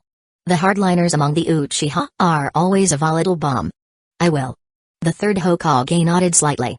The Uchiha could have hardliners because they stirred things up, but they couldn't let them grow stronger, at least not any further. Otherwise, the internal balance of the Uchiha would tilt. Denzo quieted down, but some news couldn't be easily suppressed, and Kazuki wouldn't allow it either. Letting everyone know that under the guise of assisting the third Hokage, Denzo's subordinates, dressed in Anbu gear, attacked the head of the police department, was something the villagers of Hidden Leaf Village enjoyed talking about. The Uchiha themselves might not say it, but people who came to the police department for business might also leak it. No matter how outrageous the rumors spread, As long as it wasn't the Uchiha who leaked it, the higher-ups, even if displeased, couldn't trouble them. To cause trouble, you needed suitable excuses. It's not good behavior to smear people without reason. As it turned out, the Anbu couldn't silence everyone. Like the news that Naruto was a fox demon, spread by Denzo's men, despite the third Hokage's order to Anbu to suppress it, it still spread widely in Hidden Leaf Village. Not to mention just secret suppression, even if the Hokage's office issued announcements to ban discussions, it might not be able to shut everyone up. Fugaku was feeling overwhelmed. He felt like strangling Kazuki. Just because of Kazuki, he had been to the Hokage's office several times these days. When there was nothing wrong before, he might not have visited for months. Now, he was as active as going back to his own home. Unfortunately, the third Hokage summoned him, and Fugaku had no choice but to come. Before he even reached the Hokage's office, he could already predict what would happen next. Fugaku, although Denzo was wrong in this matter, as a younger generation, how can you disrespect your seniors? Moreover, Denzo is still a senior figure in the village, assisting the Hokage. Kazuki's behavior, I don't want to see it happen again. The third Hokage spoke with seriousness. Fugaku listened with a stiff neck, as if he was the one who did it, not Kazuki. Hokage-sama. Fugaku reassured continuously, please believe me, such a thing will not happen again. I will go back and educate and restrain Kazuki. Please rest assured, Hokage-sama. Fugaku felt it unlikely that Kazuki would obediently listen. But he was also desperate. He could only make assurances continuously, hoping the third Hokage would overlook this matter. He was fortunate that Denzo and the two elder advisors were not present. Otherwise, it wouldn't just be the third Hokage educating him, but all four of them. Exhausting. Fortunately, the third Hokage didn't intend to make a big deal out of this. After a scolding, Fugaku could finally go home to rest. Or rather, back to work at the police department. Back at the police department, Fugaku sent someone to find Kazuki and asked him to come see him. When Kazuki arrived, he looked up to see Fugaku sitting in a chair with a troubled expression written all over his face. It seemed he had been reprimanded. Knowing Fugaku's temperament as an Uchiha, based on his behavior in front of the third Hokage, it was hard to avoid being reprimanded. Clan leader, you're looking for me? Kazuki feigned ignorance and spoke. Kazuki Uchiha, you're quite bold. Fugaku slammed the table and shouted, do you know what you've done? He's the advisor to the Hokage, a senior figure in the village. Yet you directly insulted him. Just because you didn't name names doesn't mean it wasn't directed at someone. You're not satisfied, clan leader? Kazuki shrugged. Of course I'm not satisfied. Fugaku spoke involuntarily, only to realize something was wrong. His expression turned ugly. What are you saying? What do you mean not satisfied? You should maintain respect for your seniors and leaders. What else could I do? The old man came out and wanted to intimidate me. He even cursed me out. Should I just stand there and take it? Isn't this just using age to bully others? You. Fugaku at loss of words. You've caused such a big mess, and yet you still feel innocent. Though I admit, your insults were quite satisfying. But there can't be a next time for something like this. Originally, he wanted to scold, but he couldn't bring himself to say the words. Fugaku sighed and sat back in his chair, hands clasped together, visibly troubled. Kazuki, I know you're talented, even stronger than Shizui in some respects. But you need to rein yourself in. You've seen Denzo's style. Since he's targeted you, you could be in danger at any time. Chapter 20. This period of time, besides the police department and the clan grounds, don't go anywhere else. Let others take over your patrol duties. As the clan leader, your word is final. Kazuki had no objections to this. Taking paid time off and slacking off was not a bad idea. Oh right. Kazuki had already walked to the doorway when Fugaku's voice came from behind him. Don't blame Shizui. He had no choice in the matter either. Actually, Shizui is a very gentle person. That's how he is with outsiders and with his own people. I know, but I also have no choice. Shizui is a good person, but unfortunately, he has no will of his own. Otherwise, he wouldn't have been easily brainwashed by the higher-ups. But if he's in a difficult position, then what about me? To unite the Uchiha and stir up various things, it's not easy for me either. If I'm understanding him, who will understand me? Kazuki no longer held any hope for Shizui. As long as the other party doesn't come out to hinder him, that's fine. I will reorganize the teams at the police department. I think it's necessary to add a few more squadron leaders. I'll discuss this with the elders. I hope you can lead your people well. What does that mean? Reorganize? Kazuki didn't understand why Fugaku would have such an idea. Currently, The police department's position assignment is already quite standard. After all, the Uchiha have worked hard for many years, and just because the Uchiha are proud doesn't mean they are stupid. Yet Fugaku decides to reorganize at such a critical moment. The reorganization of the police department would likely bring significant changes to the Uchiha. The office quieted down. Fugaku pressed his hands against the table, his face against the desktop. Suddenly, he groaned and fresh blood flowed down his eye sockets. Covering his eyes with a towel, Fugaku breathed heavily, leaning against the back of his chair, murmuring to himself. How is it possible? After resting for a while, the dizzy Fugaku returned home. It was in his home that he saw Itachi playing with his younger brother Sasuke. As soon as he saw his father return, Itachi hurriedly bowed and greeted. Father. Huh? Fugaku, who had already recovered, replied indifferently, asking. How is Sasuke doing at school? Of course, I'm going to become as strong as my brother. Self-praising, Sasuke grinned broadly. Before the massacre of the family and the death of the parents, Sasuke was very cheerful in character and liked to show off his achievements in front of his brother and father, hoping to get praise from them. You really are my son. Fugaku rarely showed a smile, pampering his son by rubbing his head. Go upstairs and play. I have something to discuss with your older brother. Oh, Sasuke was somewhat hopeful. He liked sticking around his father and older brother, but faced with his father's stern face, he could only obediently go upstairs.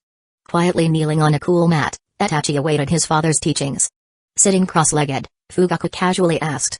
You've heard about what's been happening between the clan and the police department. How do you assess Kazuki's performance? Yes. Itachi slightly bent over and then straightened his body, calmly looking at his father as he replied. Father, I think Kazuki's intentions were good, but his methods were too aggressive and disrespectful to the elders. Changing the Uchiha's current situation, solving some of the troublesome issues for the Uchiha. That's what Itachi wanted to do but couldn't. He couldn't even bring it up. Kazuki was alone, except for a few young followers. He could say and do as he pleased without fear. Confronting the 6 elders head-on, Itachi had no issues. In Kazuki's place, however, it would be impossible. If Itachi had made a move against the 6 elders, it would have amounted to nothing. If he had made the same move, he would have been slaughtered. Is that truly what you believe, Itachi? Fugaku's tone grew severe. Facing his father's sudden change in attitude, Itachi bowed slightly, respectfully answering. Yes, father. While Kazuki may have seemed disrespectful, everything he did was for the sake of the clan. The police department's complaints have long been a burden on everyone, but now they have been resolved quite well. Moreover, his insights were quite profound. Some issues are not impossible for the clan to resolve, but there has been no one willing to address them. These words contained veiled criticisms, suggesting that his father might be incapable, but Itachi still voiced them. But his actions may cause the village to become more hostile towards us Uchiha, inevitably increasing surveillance and control. Fugaku wasn't concerned with these topics either.